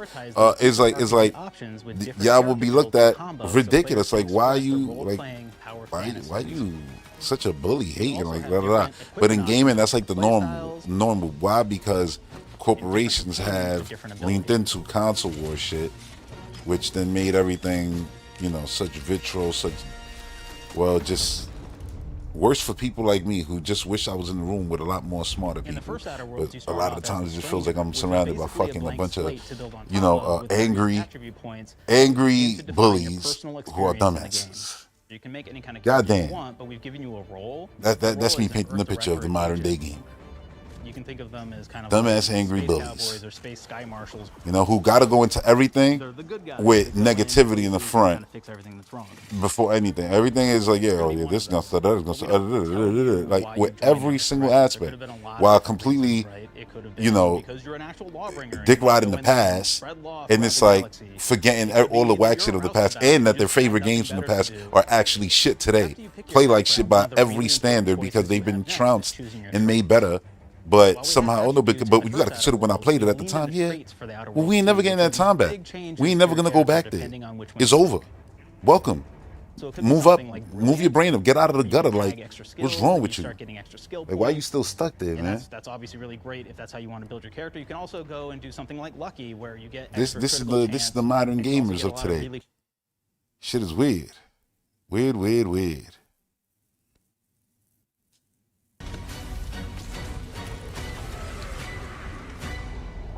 Goddamn Clockwork. There's so many weapons in that game. Into the crucible and melt it. I'll leave it there for now. Yeah, I'm just ranting here, but nah, it's true. Like that's what leads to somebody going on stage, and then how many people make Call of Duty? Probably more people that was than not probably. Excuse me, 100% factually more people than were in that room when he made that statement. So imagine you are in the field, and then this, I don't know who, because you're reading the teleprompter, so I don't want to put it all on that gentleman, but I don't know who in your team and your squad thought that was the way to go. You know? I'm like, you let your game speak for itself. Every game that came out and said, I'm a Call of Duty killer, got bodied. Every single one. Even when people thought, oh no, but Halo could be a Call of Duty. Like, no it ain't. And then people learn, oh no it ain't. You know what was a Call of Duty killer? The silent assassins that will come out and not mention Call of Duty, not bother with Call of Duty. Look, we just gonna come over here. We're literally unknown on this battleground. We gonna do our thing. Hopefully we'll have some players come out here, and then we'll be players unknown battleground. You know, we right here, PUBG. Boom, blows up. Oh no, listen, we see what they did over there. We ain't doing nothing. Right? We just right here building our little forts, all right? Having fun all night. Come enjoy some Fortnite. And those are the games that took off and became whatever. And they never once sat there and was trying to pick at Call of Duty. You know what they just did? They just focused on being good games to their player base. So that's what they got to do. And keep Call of Duty name out your fucking mouth. That's exactly the vibe I got from that. I was like, see, now what if a dude from Activision was here and just walked off on stage and slapped the shit out of you? You would have felt some type of way, right? But then I would have been like, I mean, but it's right, because who are you to try to be barking up this tree? Like, that's crazy. And I'm not even a regular tree. I'm home tree from Avatar to you. And you ain't got the rockets to knock this tree down. Our creative What are you doing here? teams are dedicated to bringing players award-winning. All right, y'all. I've been streaming here for now 3 hours. Let me wrap this thing up because I'll stay here yapping the whole time. I hope y'all enjoyed all these streams that happened throughout, the week. I even managed to do an exclusive podcast still on Patreon, where I reviewed Predator Badlands, did a 40-minute podcast talking about that, talking about the new Alien Earth trailer. Yeah, so you could choose to check that out. Links in the description, links on the channel. Make sure you like this. If you haven't and you're watching this, subscribe. Why not do that? And yeah, that's gonna be it, man, for this E3 season. Nintendo. Now again, I don't know when Nintendo's at, because again they just had shows, so they might be like, bro, you're supposed to count that to this. And if that's the case, then oh yeah, it's just been a great season of game announcements. Right? And now I just wonder, does that mean Donkey Kong gets his own dedicated direct, or does it never get like a full feature? Oh, let's break down everything, Because I think that would be bad, because what they've shown so far was literally a lot of nothing. Beautiful, amazing looking, but they haven't really shown us much. So I want to see more of that. But then I wonder, will it be a direct for that, dedicated? And then maybe they'll be like, you know what, Prime deserves a dedicated direct, so that we get everybody to look at this direct. Oh, new Nintendo Direct dedicated on Prime. Now they're watching it just because it's a direct. And that can, The Outer Worlds 2 this October. I guess, let me mute this. That can basically get more people interested in the game when to play it. And I would love it if they actually announced that there was a Metroid dedicated direct, or Donkey Kong over just a direct for just Nintendo in general. Because while that direct would be good and I'd expect to see these games in it, nothing would be better for me than to seeing those actual games properly shown off, revealed, your epic trailers and everything to go with them in those direct. Like, yeah, because I've been waiting for these two kinds of, specifically, I've been waiting for this kind of Donkey Kong game for a while from this developer. And then, obviously, Metroid just been waiting forever for that. So, yeah, we need release dates, details. And I just want Samus. I guess I'll put it like this. I've played High on Life. I've played obviously this Doom trilogy, and I love both these games. Like I said, High on Life to me was like a 9 out of 10 game. The Doom game, all three of them to me are 10 out of 10. Right? And High on Life honestly was like a 9.5. Like the shit was that good to me. And the whole time I played those games, not even in the background, in the forefront was just Metroid Prime. Because now when I was playing these games, there was a Prime in development that was real and existed. And I'm like, look at these games and the way they play, like, Metroid Prime just can't come out and just be Metroid Prime no more. Like, they gotta really, like, step on these games a little bit. I get that you always gonna, like, Prime is always gonna have way better exploration, way better puzzles, way better upgrades and power-ups. You know what I'm saying? That go beyond just, you shooting. But it's also going to be how you traverse the world and things like that. And better is also subjective because, again, High on Life and Doom do that very well, where you upgrade yourself and you move around better. Doom Eternal even more so than Dark Ages. But Dark Ages also had, things to upgrade how you move around. So, yeah, I just feel like Metroid got to, they got to take everything up. Because, well, they gotta get with the times that they're coming into, because things done changed in the last few years. So yeah, let me see, man. I feel like this chat keeps getting stuck. No, it didn't. But yeah, y'all, that's it. That's gonna do it for this stream. Thanks for tuning in, and I'll see y'all on the next one. Peace.